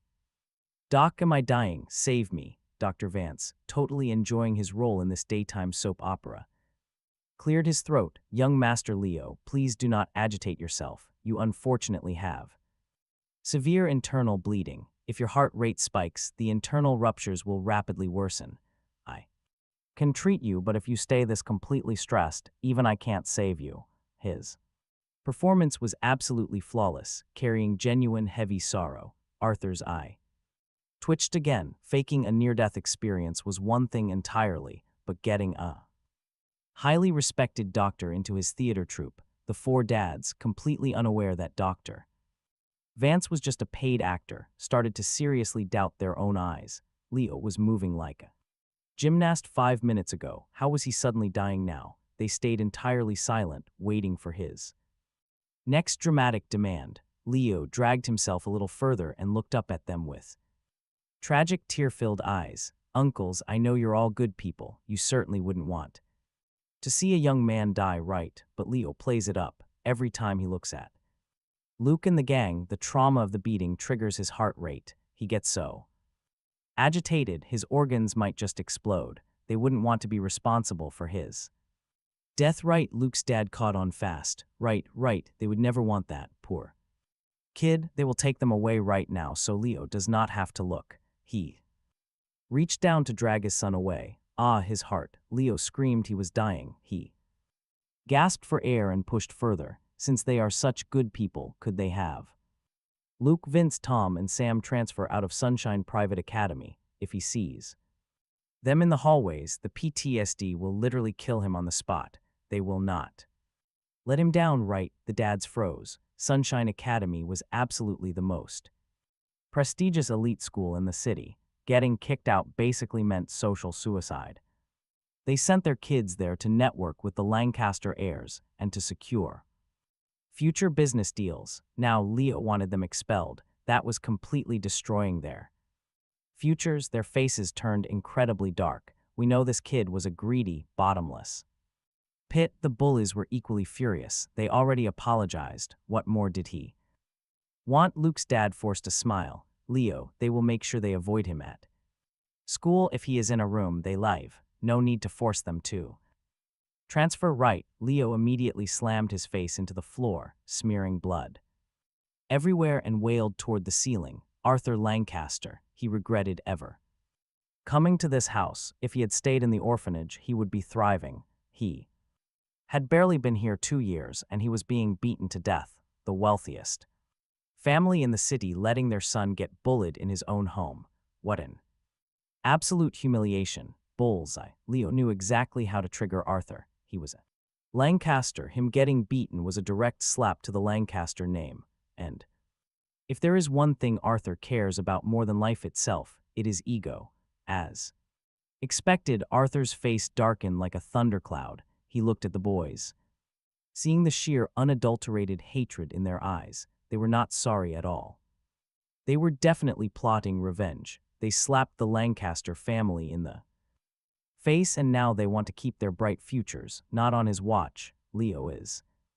Right, Arthur said coldly. They will let the physical altercation slide today, but to ensure this never happens again, and for the sake of the family's ongoing business relations, they need to transfer their sons out of Sunshine Academy. The dads looked at the hateful glares their sons were shooting Leo, and they knew. Arthur was right, these idiots were going to cause way more trouble. But transferring schools, they had to swallow their bitter pills. Understood. Mr. Lancaster, they said through gritted teeth, we will process their transfers immediately. Please do not let this affect our business contracts. Arthur nodded, dismissing them. Seeing his mission accomplished, Leo quietly lay on the floor, letting Dr. Vance perform his life-saving fake CPR. The dads quickly dragged their ruined sons out of the mansion. The exact moment their cars pulled out of the driveway, Leo bounced up off the floor like a spring. His chest and face were still coated in ketchup, but he was grinning ear to ear. He pulled the 8 bank cards out of his pocket, examining them like rare Pokémon cards. To him, this was pure treasure. Honestly, even living to 40 in his past life, he never saw so much cash, $480,000. We can see Arthur glaring at Leo's money-grubbing expression with sheer, absolute disgust. Thrilled over a few pennies, I'm letting it slide today, Leo, Arthur scoffed.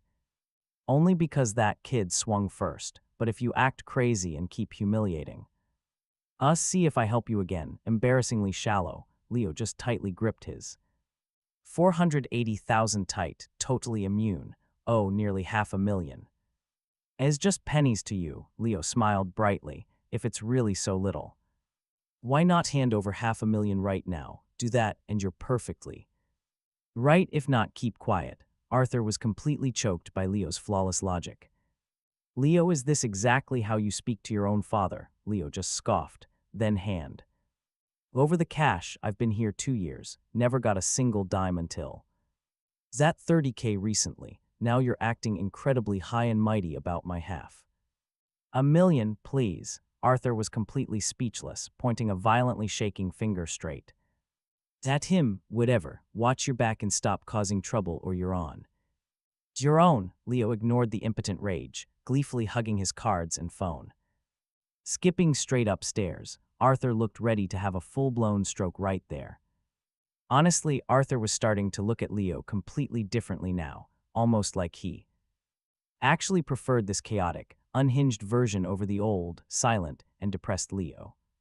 Maybe his dad was a masochist. Leo shook his head at the totally absurd idea. Meanwhile, Mason watched the entire spectacle, noticing Arthur completely failed to punish Leo. This meant Arthur was subconsciously accepting this wild, feral behavior, a truly vicious jealousy sparked in Mason's eyes. If only Leo had never come back. Just as Leo was about to leave the living room, Dr. Vance shouted out in pure panic, "Young Master Leo, you forgot something, right? The 20K." Seeing the doctor's eager, panicked face, Leo just laughed. "Relax, Doc, I won't short you your 20K.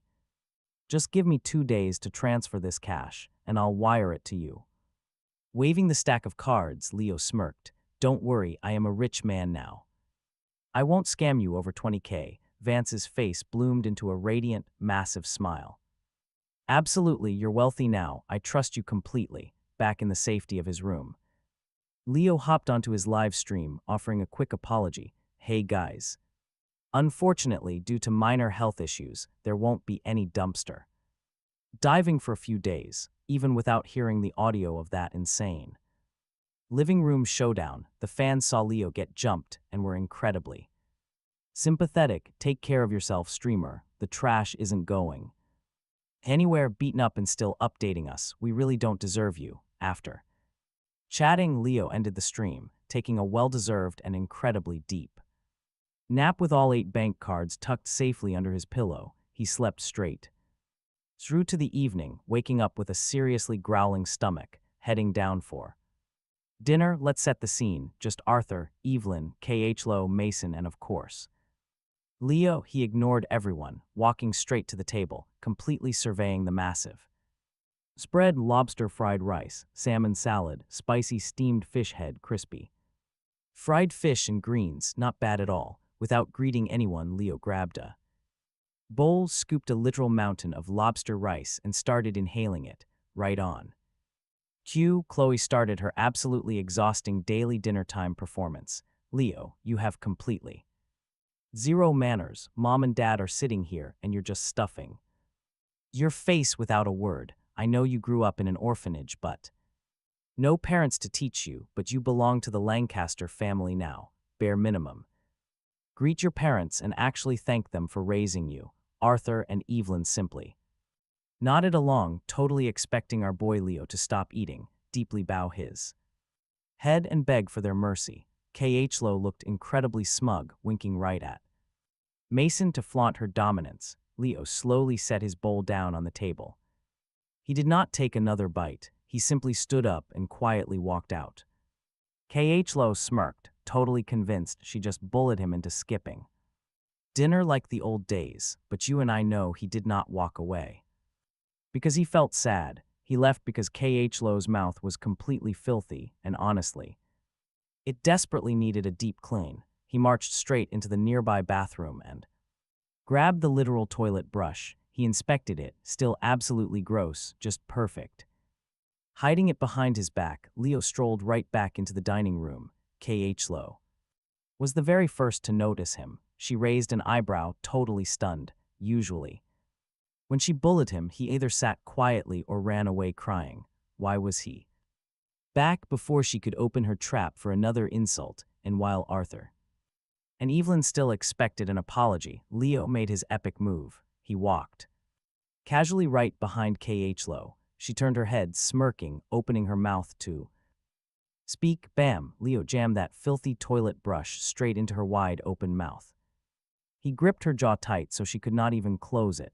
Khloe's eyes widened in pure, unparalleled terror. Her mouth was completely stuffed with stiff, chemical-soaked bristles combined with the disgusting, overwhelming stench of public bathroom.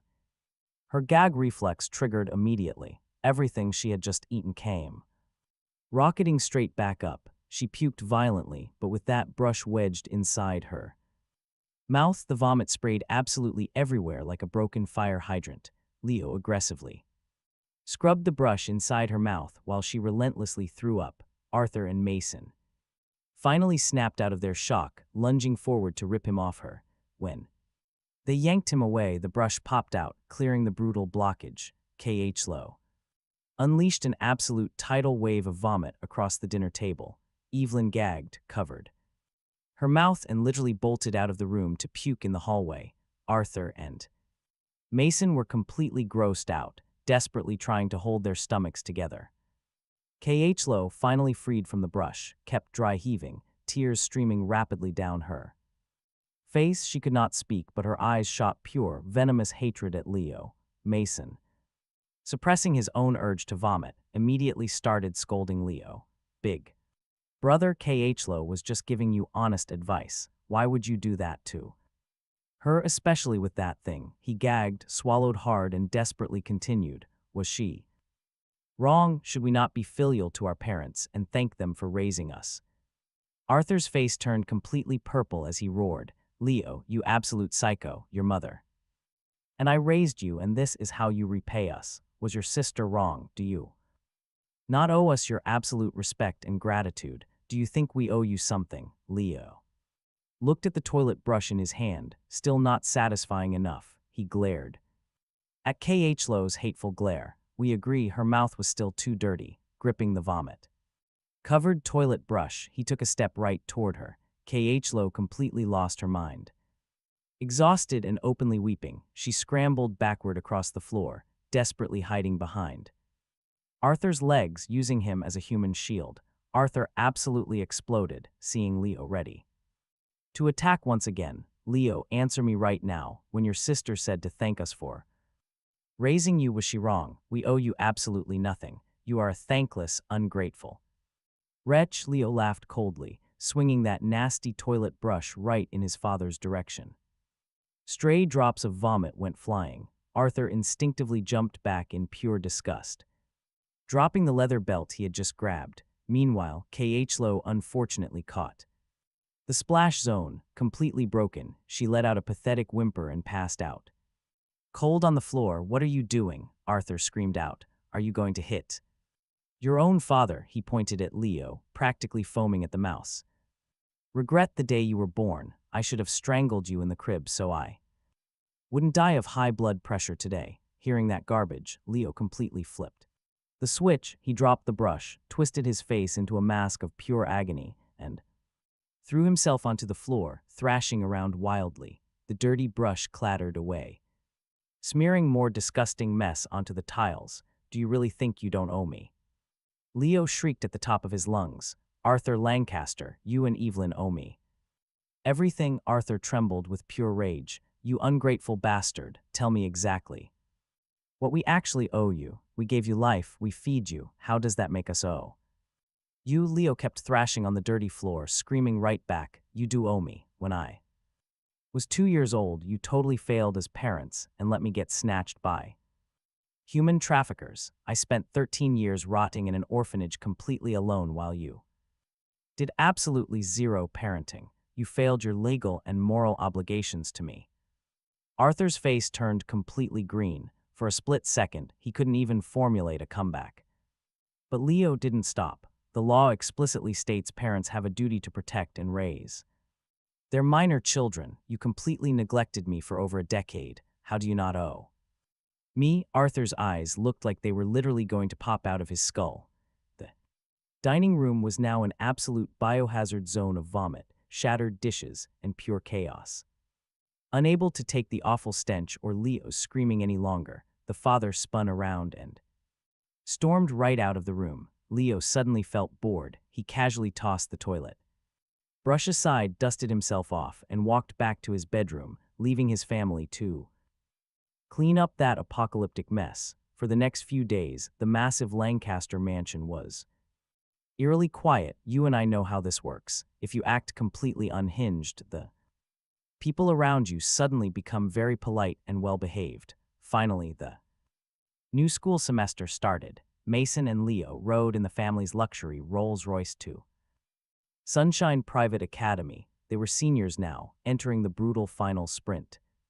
Right before the massive college entrance exams, Mason was the absolute golden boy, not just top of the school but the top student in the entire city. And Leo, he was stuck at the bottom of the barrel. In his past life, before joining the Lancaster family, our guy actually had amazing grades, but after moving in, dealing with the family's intense neglect and the severe school bullying secretly orchestrated by Mason, his grades completely plummeted right into the abyss. On the very first day of school, near the end of the fourth period, their homeroom teacher and strict literature professor, Mr. Ian Bates, glared right at him. "Leo, come to my office after class." He announced the period was dismissed and walked out without even checking if Leo was actually following.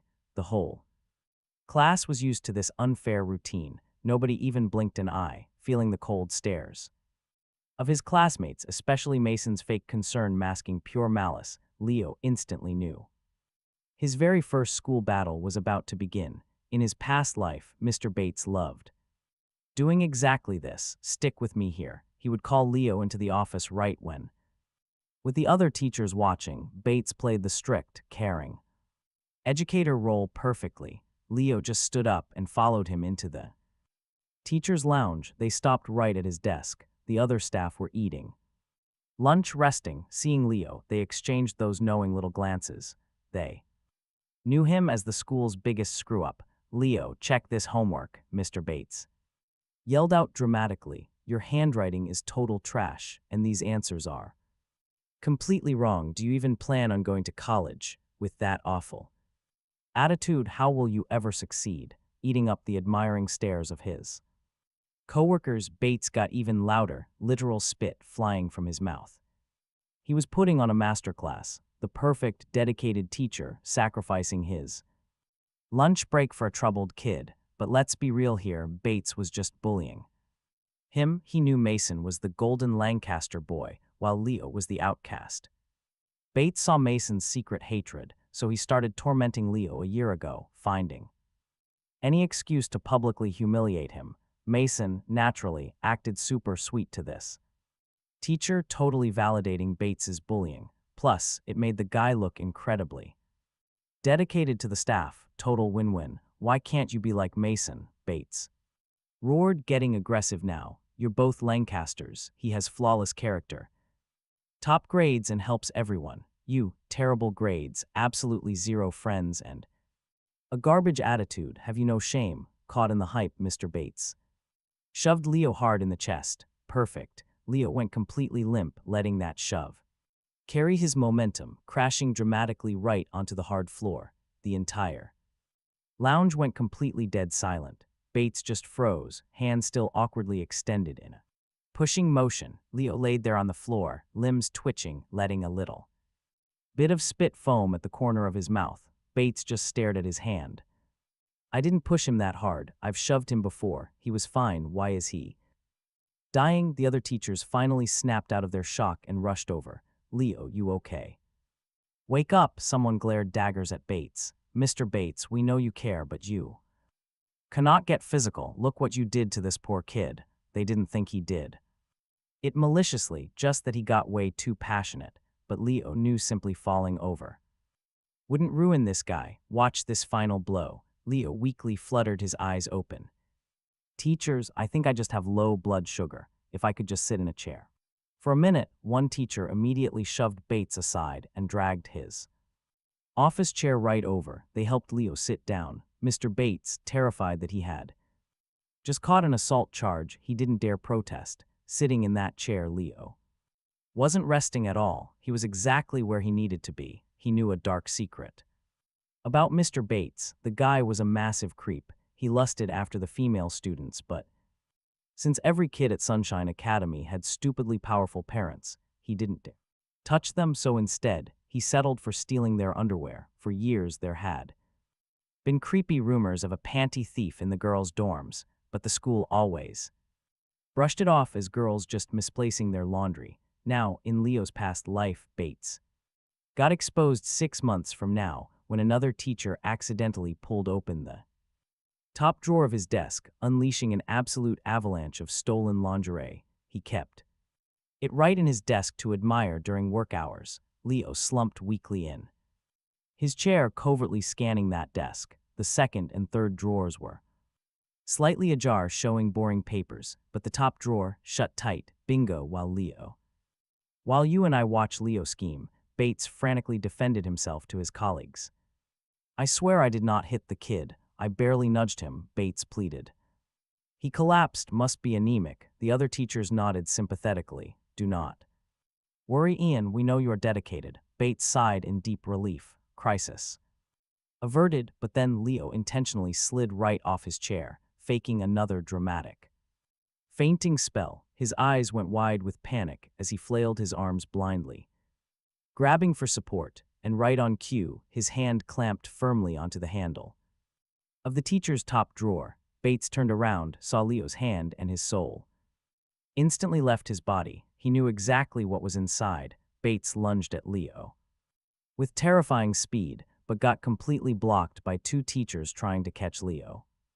This gave our boy the crucial half-second he needed. Hitting the floor, Leo pulled hard, the drawer yanked wide open. A literal explosion of colorful lacy silk underwear, red, pink, yellow, and black garments burst from the totally overstuffed drawer, cascading everywhere onto the floor.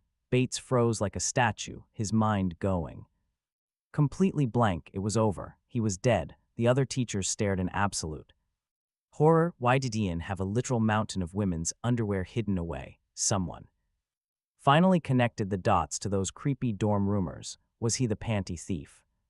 Before they could even process it, Leo sprang up, grabbing massive handfuls of the stolen lingerie and leaped right over the desk. Oh my God, Leo screamed out at the top of his lungs. Are these the missing girls' underwear? Is our homeroom teacher the dorm panty thief? Bates stood totally paralyzed. The other teachers Panicked hard, they instantly realized this mess needed containing, or else it would become a catastrophic scandal for the school. They exchanged nervous glances, silently signaling to handle this internally. If they hushed it up, Bates might survive, but you. And I know Leo had zero intention of letting him survive, clutching the stolen panties. Leo bolted right out the door into the hallway. I have to show these to the girls, he bellowed, sprinting down the corridor. Mr. Bates told me I need to be way more helpful to my classmates, so I am helping them find their lost lingerie. Leo ran like an Olympic sprinter, colorful lace flapping majestically in the wind right behind him. A mob of terrified teachers chased desperately, begging Leo, stop, do not be rash, maybe those aren't theirs, let us just talk about this. Leo ignored them completely, his voice echoing loudly through the school. Because afternoon classes were about to start, the main hallways were packed with students. Suddenly they witnessed a truly bizarre spectacle. Leo sprinting at full speed with a massive rainbow assortment of lingerie, chased by a panicked herd of teachers. What is he holding? Is that underwear? Leo yelled out to the crowd. Girls of Sunshine Academia, your missing underwear was hoarded in the desk of Mr. Ian Bates. Come claim your property or go check his office. The frantic teachers chasing him literally wanted to cry. They tried telling him it wasn't the girls' underwear, but they definitely didn't tell him to broadcast it to the entire female student body. The cat was not just out of the bag, it was doing backflips in the courtyard. The students erupted. The girls, initially shocked, turned instantly furious. He said he found it in Bates's desk. That total creep was the one stealing our stuff. This is completely disgusting. I am going to his office right now. Me too. Let's see exactly how many he stole. A massive mob of furious high. The schoolgirls abandoned their classrooms, marching out like an angry revolutionary army toward the teacher's lounge. Soon, half the campus knew exactly what was going down. The principal was sweating bullets, realizing the academy's entire reputation was on the brink of annihilation. But watch what our guy Leo does next. The students stared at him, totally dumbfounded. He just ignored them, leaning against the wall, catching his breath before holding up the leftover pile of stolen underwear. Ladies of Class 12, he announced, I recovered a fraction of the stolen goods from Mr. Bates's desk. See if any of this is yours, the rest is still in his office. A tall, striking girl with an absolute commanding presence suddenly stood up. This was Rachel, the undisputed alpha female of their class. She had lost some things previously, but never bothered to investigate. Now, she was absolutely livid. Leo, are you serious? You actually found this in his desk? Dead serious, our guy replied. There's a massive mob heading for his office right now. Rachel didn't hesitate. She immediately rallied the troops. Girls, we're hunting that creep down. Move out. The entire female population of the classroom stormed out, raging. Leo didn't actually expect anyone to step up and claim the evidence he was holding. It was just way too embarrassing in public, plus knowing that creep touched them, basically radioactive, so he respectfully placed the pile on Rachel's desk, trusting she would handle it properly. As the true boss, he sat down at his desk, exhausted but highly satisfied. Mr. Bates was finished. You and I know with wealthy parents involved, he wouldn't just be fired, he would absolutely face criminal charges. By the end of the day, the Academy announced Mr. Bates was terminated immediately. Meanwhile, Rachel had gathered all the evidence and prepared a massive lawsuit alongside the other families. If the school hadn't acted fast, these billionaire parents would have literally bought the school just to bulldoze it.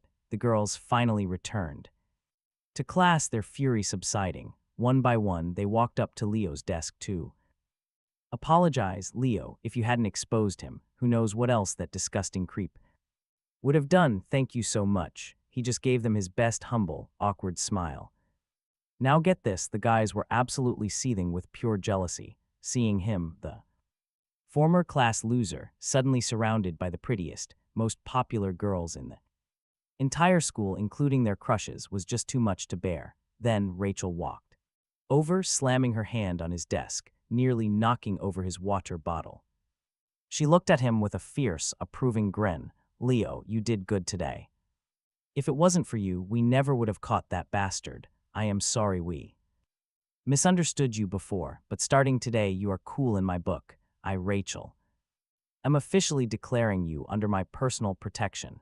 Anyone messes with you, they answer to me. She shot a lethal glare at the boys who used to bully him. They instantly ducked their heads, pretending to study hard, because nobody messed with Rachel. The other girls cheered. Yeah, Leo is our friend now, nobody touches him. Our MC was genuinely moved by this. In his entire life, nobody had ever stood in front of him and promised to protect him, not at the orphanage and definitely not at the Lancaster house. He finally dropped the fake smile and looked at her, seriously. Deal, thanks in advance. Rachel laughed, slapping his back hard enough to dislocate a shoulder. Do not be so polite, dude, see you. He completely ignored the intensely hateful glare coming from Mason across the room. Mason. This guy had been chasing Rachel for months, completely obsessed with her looks and family status, but she always kept him locked firmly in the friend zone, seeing her actively protect Leo. Yeah, it made him insanely jealous. Later that night at the Lancaster mansion, during dinner, Arthur glared at Leo. Just watch this setup. We heard about what went down at school today. Even if your intentions were actually good, you need to be careful. Do not get involved in such dirty, scandalous matters. It is deeply embarrassing. The Lancaster family should never be associated with such dirty business. Evelyn quickly chimed in. Exactly. It is disgusting when people gossip about this later. They will definitely associate you with that pervert teacher. It literally reflects so horribly on our family. Why cannot you be more like Mason? Focus on your studies and actually bring honor to this family. Mason gave a totally fake smile. Mom, Dad, please do not blame Big Brother. He has only been here 2 years. He does not understand high society rules or what is considered taboo. He will learn. He shot Leo a crazy, smug, triumphant look. See, you might be a hero at school, but right here, I am the golden child. Khloe eagerly nodded. Along ever since that hilarious toilet brush incident, she was desperate for a chance to see Leo finally put in his place. Mason, feeling incredibly bold, continued, since Big Brother does not know the rules and you are both so busy, I will spend an hour every single night teaching him exactly how to behave and what to avoid. That way he will not embarrass the Lancaster family anymore. The toxic implication was crystal clear. I am superior, you are an embarrassment. Arthur beamed with pure pride. Mason, you are truly a sensible kid. It is your senior year, yet you are willing to sacrifice your study time to actually tutor your brother. You see the big picture here. Leo, you really should be thanking him. Evelyn smiled proudly. Exactly. Mason's time is incredibly precious. Leo, you better show some gratitude. But Leo just slowly placed his chopsticks down. We are about to witness absolute chaos. He grabbed the silk tablecloth and violently yanked backward with all his insane strength. If you guys cannot shut your damn mouths while eating, then absolutely nobody eats. Crash, plates, bowls, and steaming hot food went completely flying. A heavy bowl of scalding soup and greasy fried rice landed perfectly on Mason and Khloe. Mason squeezed his eyes shut as a totally molten custard bun literally bounced off his forehead. He was dripping with hot beef broth and chili oil from head to toe. Khloe was covered in nasty sticky sauce and wilted vegetables, looking exactly like a swamp monster. Arthur and Evelyn, sitting safely on the opposite side, narrowly avoided that epic splash zone. They stared in absolute shock at the totally ruined dining room, then at Leo's completely nonchalant expression. Leo, what the heck are you even doing? Arthur roared loudly. Mason was trying to help you and you assault him, you ungrateful psycho. Mason wiped thick grease from his eyes, suppressing pure fury, and played the perfect victim. Big Brother, I honestly do not know what I did to deeply offend you. Was it wrong wanting to teach you our family rules? I just do not want you embarrassing Mom and Dad.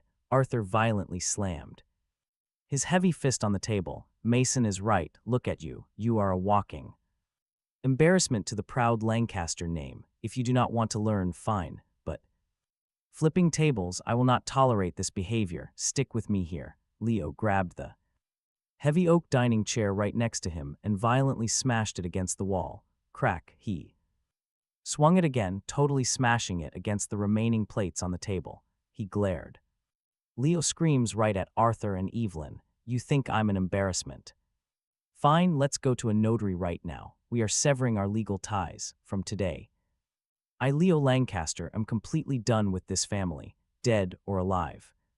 We are strangers, let's go. Too scared. To prove it, Leo violently smashes a chair straight against the floor, wood splinters everywhere. Arthur and Evelyn flinched, totally terrified by his raw aggression. Honestly, you and I can see why. It looks less like breaking wood and more like he wants to break them.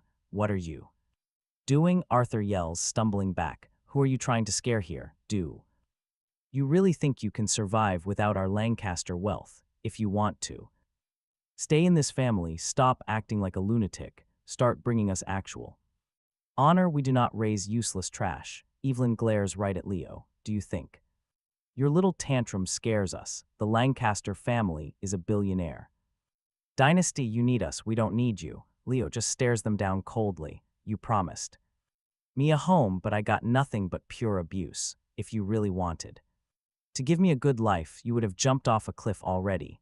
Leo's anger finally boils over. He grabs a jagged chair leg and slams it into the wall, leaving a massive dent. You told me the orphanage was bad, then explain this. Absolute hell you've put me through. Tell me, Arthur, tell me, Eve. What exactly is so amazing about this miserable family that I should be so grateful? Arthur is completely speechless. He just looks over at Evelyn, his eyes full of blame. Evelyn knows her neglect caused this entire mess. She absolutely refuses to meet his gaze. Leo keeps smashing everything. Walls dented, the table completely ruined. Years of repressed anger and toxic humiliation are finally exploding outward. Arthur's head throbs. Leo is acting like a rabid dog right now, devoid of all logic. Arthur wants to punish him, but he remembers the knife, the crazy fire, the unhinged behavior. He simply does not dare push Leo any further. You ungrateful bastard. Arthur spits. I don't care anymore. Be a huge embarrassment if you want. I am washing my hands of you. He turns and furiously storms out of the dining room. Evelyn quickly rushes after him. Now, only Mason, Khloe, and Leo are left in the ruined room. Leo casually drops the jagged wood, turns right to them, and smiles so pleasantly. The two siblings, still completely covered in food and grease, just freeze, seeing Leo smile at them like that. Absolute, bone-chilling terror completely seizes both of them. Without saying a single word, they both desperately scramble backward. They slip on the greasy tiles, stumble back up, and sprint out of that room like they just seen an actual demon. Leo stands alone in the wreckage, shaking his head. They could have just kept quiet, but no, they had to push him. Now watch what happens next. The Lancaster mansion is actually blissfully peaceful. Friday night rolls around. Lily, who normally grinds late at the office, is home. Every single eye is completely locked on Arthur. He is practically glowing with hype. Tomorrow is Saturday, Arthur announces so proudly. The Lancaster Group is throwing a massive corporate gala. Every top executive and all our major partners will be there. Lily, tell me, have you prepared your big corporate strategy presentation yet? Tomorrow is a massive networking opportunity for you. Lily nods fast. Seriously, do not worry, Dad, I'm fully prepared. I will not let you down. Arthur nods, turning right to Khloe. Khloe, dressed to impress tomorrow night. I am inviting several young elite entrepreneurs. Maybe she'd find a wealthy husband. Khloe playfully rolled her eyes. Dad, please, I am Khloe Lancaster. I look absolutely stunning without even trying. Tomorrow, rich men will be lining up to worship me. Evelyn laughed. Don't be silly, dear. I hired a top stylist. You'll completely steal the show. Arthur finally turned to Mason. Listen, this gala is way different from the usual parties. The guests are major elites. you really need to learn how to network. Build relationships and leverage those big connections. Understand, Mason gave a solemn nod. Yes, Dad, I won't let you down. I will make you proud, Arthur laughed. Loudly, the entire family was just showering each other with endless praise and validation, but right at that moment, our guy Leo loudly interrupted them. Wow, everyone.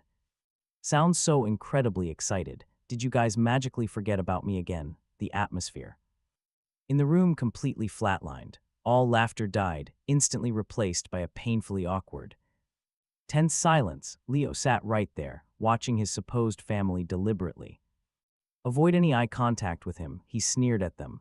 Well, speak up, did you forget about me, Leo Lancaster, or did you just not want me there? His voice grew louder, his tone turning aggressive. Ever since Leo returned to this toxic family, any public event meant he was explicitly excluded. The reason was actually super simple, they thought. The orphanage kid would embarrass them. In his past life, Leo silently accepted this. Desperate to win their twisted approval, he thought if he stayed out of their way, they would eventually love him. But you and I know better, the new Leo plays by one simple rule: ruin his peace and he brings the hell. He stood up, glaring right at them. Speak up, why did you exclude me? Lily could not take it anymore. She violently slammed the table and stood up, looking down at her brother with pure, supreme arrogance. Leo, why are you yelling? You know exactly why we never invited you. You grew up in a trashy orphanage. You completely lack basic etiquette. How could you possibly mingle with real billionaires? If you offend some CEO and ruin a major company contract, can you afford the massive penalty? Stop acting like a dramatic child. Tomorrow, go find a hole to hide in. Avoid the gala entirely. Leo laughed darkly in his head. Did Lily actually think being the eldest sister gave her power over him? She clearly forgot exactly who she was dealing with. His eyes instantly flashed red. He began to tremble, his voice dropping to a fragile, super shaky whisper.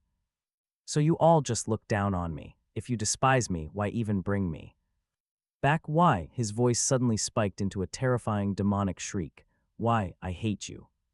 I completely hate all of you. Burn in hell. Arthur had been staying totally silent, letting his eldest handle the insanity, but hearing Leo's outrageous curse, he completely snapped. The patriarch stood up, ready to verbally obliterate him, but before Arthur could speak, Leo violently rolled his eyes into the back of his head, exposing pure white, and totally collapsed backward out of the chair, slamming into the floor, a heavy thud. Arthur flinched hard. Wait, did Lily actually just anger him to death? His rational mind screamed that was impossible. He knew Leo was dramatic, but seeing him lifeless there, Arthur cautiously stepped forward to check on his son, just in case they needed an actual ambulance. But the second he got close, bam, Leo violently shot straight up, nearly headbutting him. Arthur stumbled backward. He knew it. The boy was just playing crazy. Again, Leo, you ungrateful brat. Meanwhile, Leo stood rigidly straight, his lifeless arms hanging awkwardly at his sides. His eyes were still completely rolled back, exposing only the his eyes rolled back. He slowly opened his mouth, and the voice that came out, not his at all. It was an eerie, gravelly, totally feminine voice. You little brat, I haven't beaten you in decades, and look how you turned out. Leo is my precious grandson. Why are you beating and cursing him? If you ever dare touch Leo again, I swear, I will crawl straight out of the underworld and beat you so hard you end up paralyzed. Arthur's face completely drained of color. He grabbed the edge of the table just to keep from collapsing. The voice, the exact cadence, the phrasing, it was his dead mother. His mind just went completely blank. Is my mother actually possessing Leo from beyond the grave? His legs practically turned to jelly. He couldn't speak. Without breaking character at all, Leo took a stiff, jerky hop straight over to Lily. He stared at her with pure white eyes. The dining room descended into absolute panic. Evelyn was entirely paralyzed with fear. Back when Leo was kidnapped, that mother-in-law had made her life a literal hell, constantly cursing her daily for being a useless mother. It was absolutely the darkest period of Evelyn's life. When the old woman finally died 13 years ago, Evelyn felt liberated. Now, seeing the ghost of her mother-in-law manifest, Evelyn completely collapsed onto the floor. Absolute sheer terror. Khloe and Mason, who were way too young to remember the grandmother, well, were less traumatized but still deeply freaked out. Lily, on the other hand, was trembling uncontrollably. Leo hopped closer to her, grabbed her tightly by the hair, and delivered a brutal flurry of slaps right to her face. Lily, my good granddaughter, your parents' perfect daughter, you watched your own baby brother get taken by traffickers and did not say a single word, and now you dare bully my precious grandson. Watch how I deal with you, you absolute animal. Smack. Smack. Leo slapped her several more times. Arthur, sitting completely paralyzed on the floor, heard those words and froze. Now pay attention here. Lily saw Leo getting kidnapped and didn't cry for help. Is that even possible? She is his biological sister. How could she just watch? Despite the sheer terror, Arthur looked at Lily, desperate to see if she would deny it, but Lily's face was already swelling from the slaps. Her eyes were filled with profound guilt and absolute terror. She made zero attempt to fight back. You animal, I will beat you to death. Leo channeled the dead grandmother absolutely perfectly. How could you watch your own brother get taken, you venomous snake? He raised his hand and slapped her hard again. Crack. Her cheeks swelled up like balloons. Lily completely broke down crying. Grandma, I didn't mean to. I was just a kid. I didn't know what was happening. Please, since Leo came back safely, forgive me. Shut up, he roared in that gravelly voice. You were 10 years old. How could you not know? You just didn't want your brother to come home. He sneered right at her. Did you think I loved him more than you, so you let them take him, you vicious little brat? He slapped her so hard she spun around. Don't you dare say he came back safely just because of luck. That has absolutely nothing to do with you asking for forgiveness. You deserve to be beaten. Arthur, seeing his eldest daughter getting absolutely pummeled, finally snapped right out of his shock. He was terrified, but he couldn't just let her be beaten to death. Mom, he cried out. Mom, please, Lily is your granddaughter too. For my sake, please spare her. Leo carelessly tossed Lily aside and jerked his body toward Arthur. You are not a good person either. He grabbed the man by the hair. You have the nerve to call her mom. You and I know she loved Leo, daring to look down on her grandson, treating him like absolute garbage, beating him. Arthur was the one who should be looked down on. He should be beating himself. What a useless failure. The ghost unleashed an absolute combo of slaps right onto Arthur's face. He went totally stiff, letting his deceased mother slap him repeatedly without even a hint of resistance. Right then, Mason saw a perfect golden opportunity to score some major points. He stood up, acting brave. He begged her to stop, offering to take the punishment. For him, Arthur was actually moved to tears, even though Mason was merely adopted, stepping up to take a brutal beating in the middle of this supernatural crisis filled his heart with absolute warmth. What a good son. But just as Arthur felt touched, the ghost's eerie voice sliced right through the room. She warned him not to call her grandma. She didn't know what random gutter he crawled out of, but he was absolutely not a true Lancaster. Arthur was completely stunned. Mason caught the absolute crossfire. She'd beat this imposter to death. The grandmother raised her ghostly hand to slap Arthur again. If he dared mistreat her real grandson again, she would drag him straight to hell. Mason, desperate to secure his massive inheritance, totally doubled down. He argued she couldn't say that, even if they didn't share blood. He was excellent and loyal. He was his dad's true son. He started crying for dramatic effect. He told Arthur not to worry. Living as a Lancaster, he would die as a Lancaster ghost. No matter what happened today, he would always be his loyal son. Arthur looked right at Mason, heavy tears streaming down his face. He agreed completely. Mason would always be his son. The whole scene was so nauseatingly melodramatic, it was actually vomit-inducing. Their fake father-son bonding was absolutely revolting. The angry grandmother immediately raised her hand and slapped the back of Arthur's head as hard as she possibly Could, Arthur yelped, begging her to stop while covering his head. He was going to die. Good, better if he died, the grandmother's eerie voice spat back. She only recognized Leo as her true grandson. The rest of them could screw off if they mistreated him again. She would take their lives. Arthur panicked, promising to listen and begging her to stop hitting him, whimpering on the floor. He had originally wanted to punish Leo for flipping that table, but now he swallowed every single complaint. Evelyn just couldn't take it anymore. She had been hiding in the corner, but after seeing that her mother-in-law wasn't actually using lethal force, her deep fear quickly shifted to annoyance. Evelyn actually argued she was being unfair. Mason was apparently the hope of the Lancaster family. He was brilliant, and what about Leo? He didn't even study. He acted totally crazy and embarrassed the family name. The ghost laughed a very dry, chilling cackle. She let go of Arthur's hair and took a terrifying stiff hop directly in front of Evelyn. Seeing her terrifying wide-eyed stare up close, all the color completely drained from Evelyn's face. The grandmother grabbed her perfectly styled hair and viciously yanked her head up. Did Evelyn really think she was forgotten? The ghost hissed loudly, calling her a useless gold digging total waste of space. If she wasn't so incredibly incompetent at watching her own child, her precious grandson wouldn't have been kidnapped and suffered for 13 long years. Slap. Finally, her grandson comes home, and instead of making amends, she decides to abuse him, locking him in a damp closet, giving him zero clothes and no money. With every single sentence, she delivered another brutal slap. Evelyn's cheeks quickly swelled up and blood trickled from the corner of her mouth, and she dared call Mason brilliant. She sneered. How dare she treat her grandson like this? Evelyn sobbed, begging for forgiveness. Evelyn sobbed hard, begging for mercy. Right on cue, Mason pulled his classic hero routine. He yelled at Leo to hit him instead. Our MC stared back with absolutely zero sympathy. Leo totally dropped Evelyn, lunged right at Mason, and snatched his collar hard.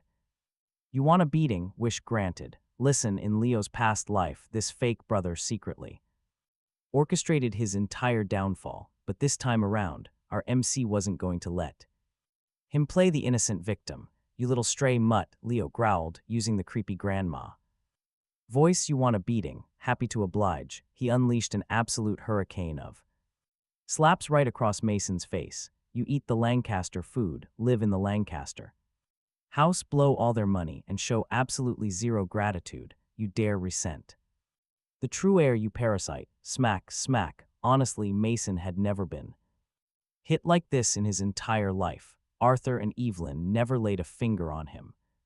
Mason glared with pure hatred, but when he met Leo's dead white eyes, a massive shiver ran straight down his spine. Was this actually Leo or the dead grandmother's ghost? All that hatred instantly turned to terror. He completely lost the nerve to fight. Leo wasn't letting him off that easy. He yanked Mason's face 2 inches away, letting the guy get a good look at those terrifying eyes, still glaring. You ungrateful leech. Leo slapped him again, hitting so hard his lips split open.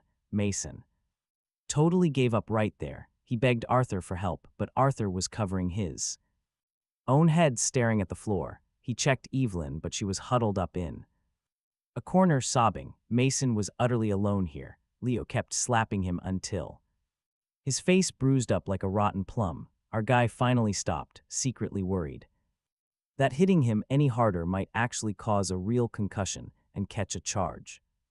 Now watch this. Leo suddenly whipped his head toward Khloe, who was stealthily trying to crawl under the table. Seeing his terrifying ghost gaze lock onto her, Khloe's soul practically left her body. After just watching Mason get totally wrecked, she completely believed this was a real paranormal event. Grandma, Grandma, I am so sorry. Khloe dropped right to her knees, crying hysterically. I never should have framed Leo. I shouldn't have insulted him. I was wrong. I am so sorry. She violently started slapping her own face, sobbing uncontrollably. Leo paused, actually genuinely surprised. He totally didn't expect her to be this proactive. Since Khloe was doing his job for him, he left her alone and hopped back over to Arthur.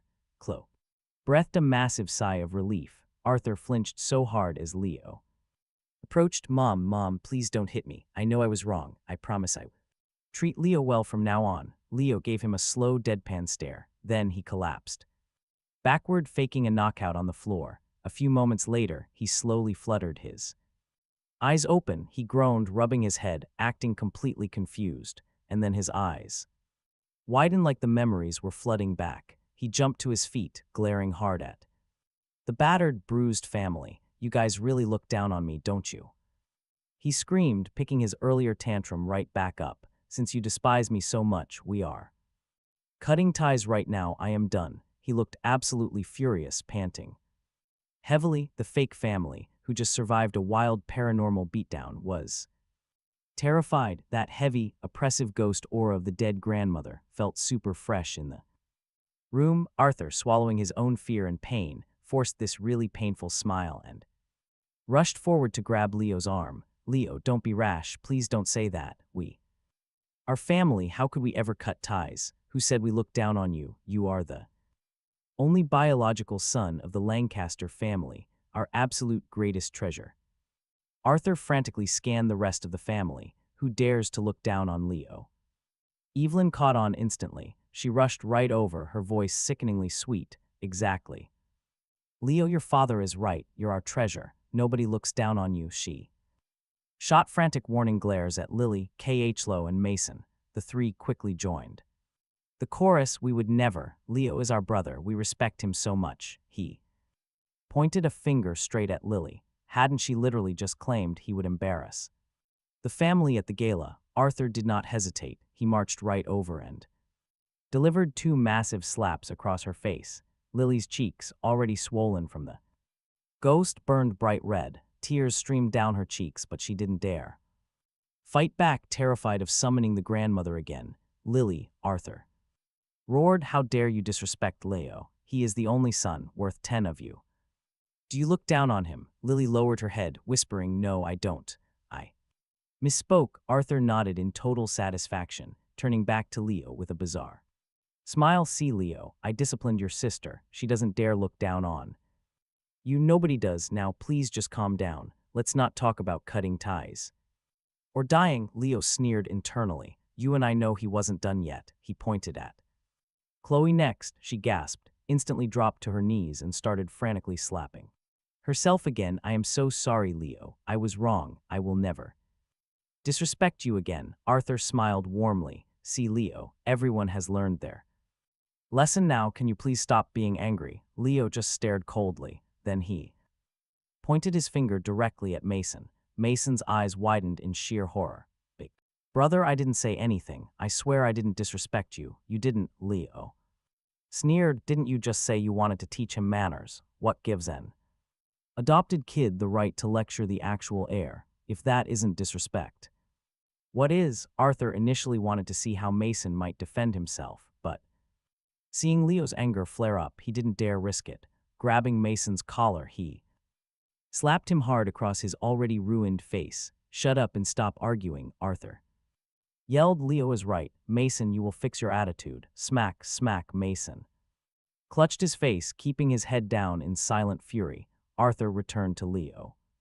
Leo, everyone is disciplined now. Are we good? But our guy wasn't finished. He slowly turned his finger and pointed it right at Evelyn. She froze. She never expected him to target her. She stared down at him, a complex mix of emotions flashing across her pale face. Then she slowly raised her hand and slapped herself a few times. Leo, mommy was wrong, she whispered. I promise I will treat you well from now on. I won't look down on you. Please calm down.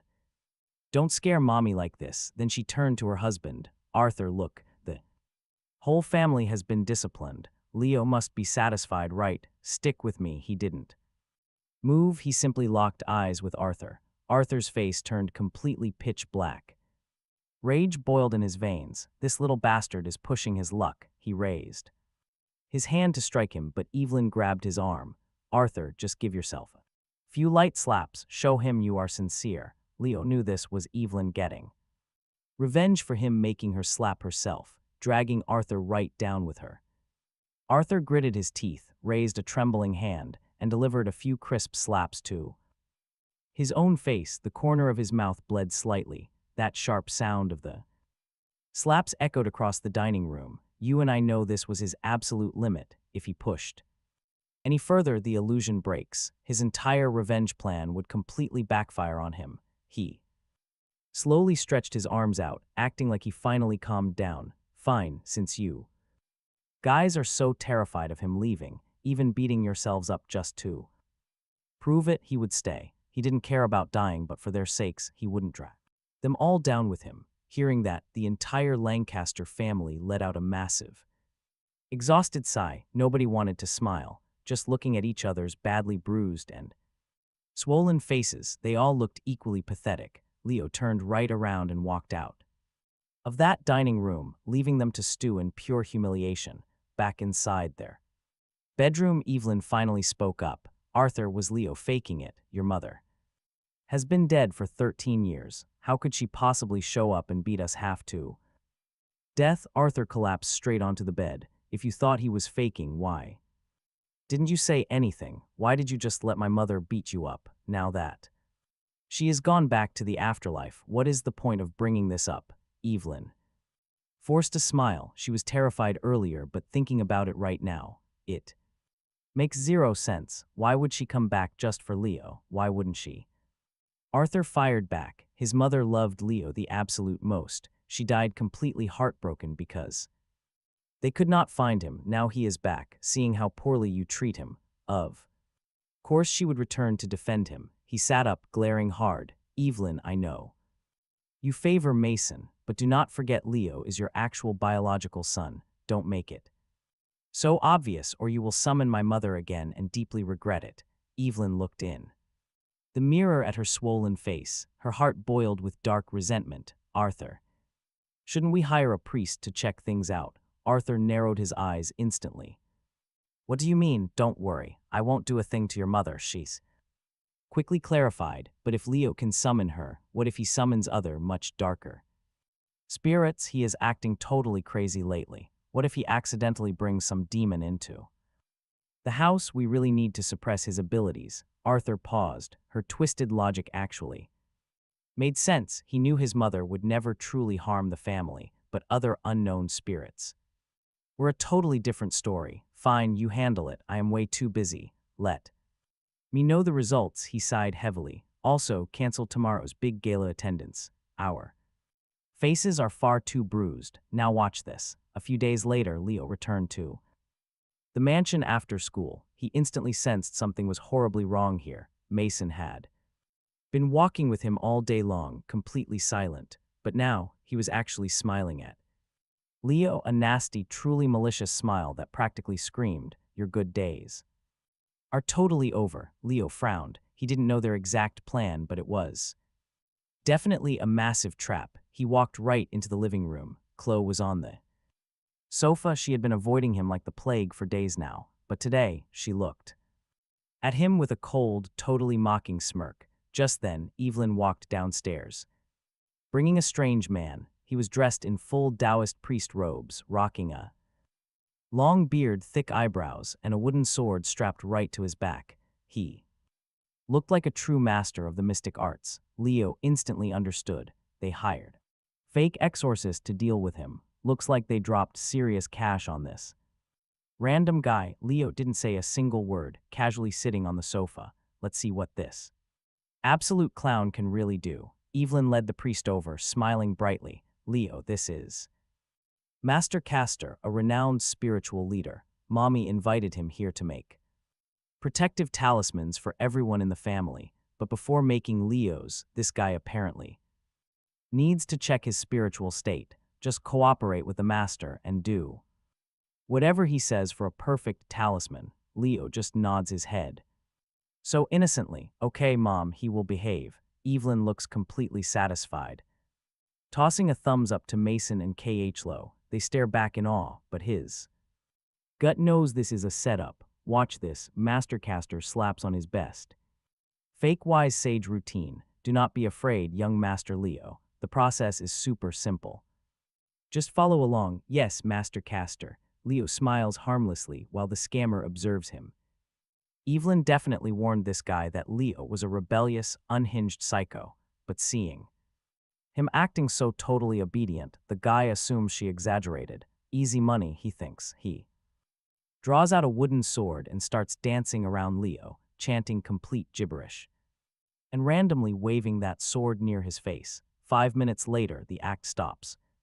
He grabs a yellow paper talisman from his pocket, lights it up, and drops the ashes straight into a bowl of water. He waves it around our main character, sprinkling few drops on his head. Another 5 minutes drag by. Finally, he finishes and hands Leo the bowl of ashy water, smirking. Young Master Leo, this holy spirit water was specially brewed just for you. Chug it down to ward off all evil and sickness. Leo takes the bowl, bringing it right up to his lips. Evelyn, Khloe, and Mason stare at him with bated breath, their eyes totally wide with pure anticipation. Castor watches closely as Leo tilts the dirty bowl toward his throat.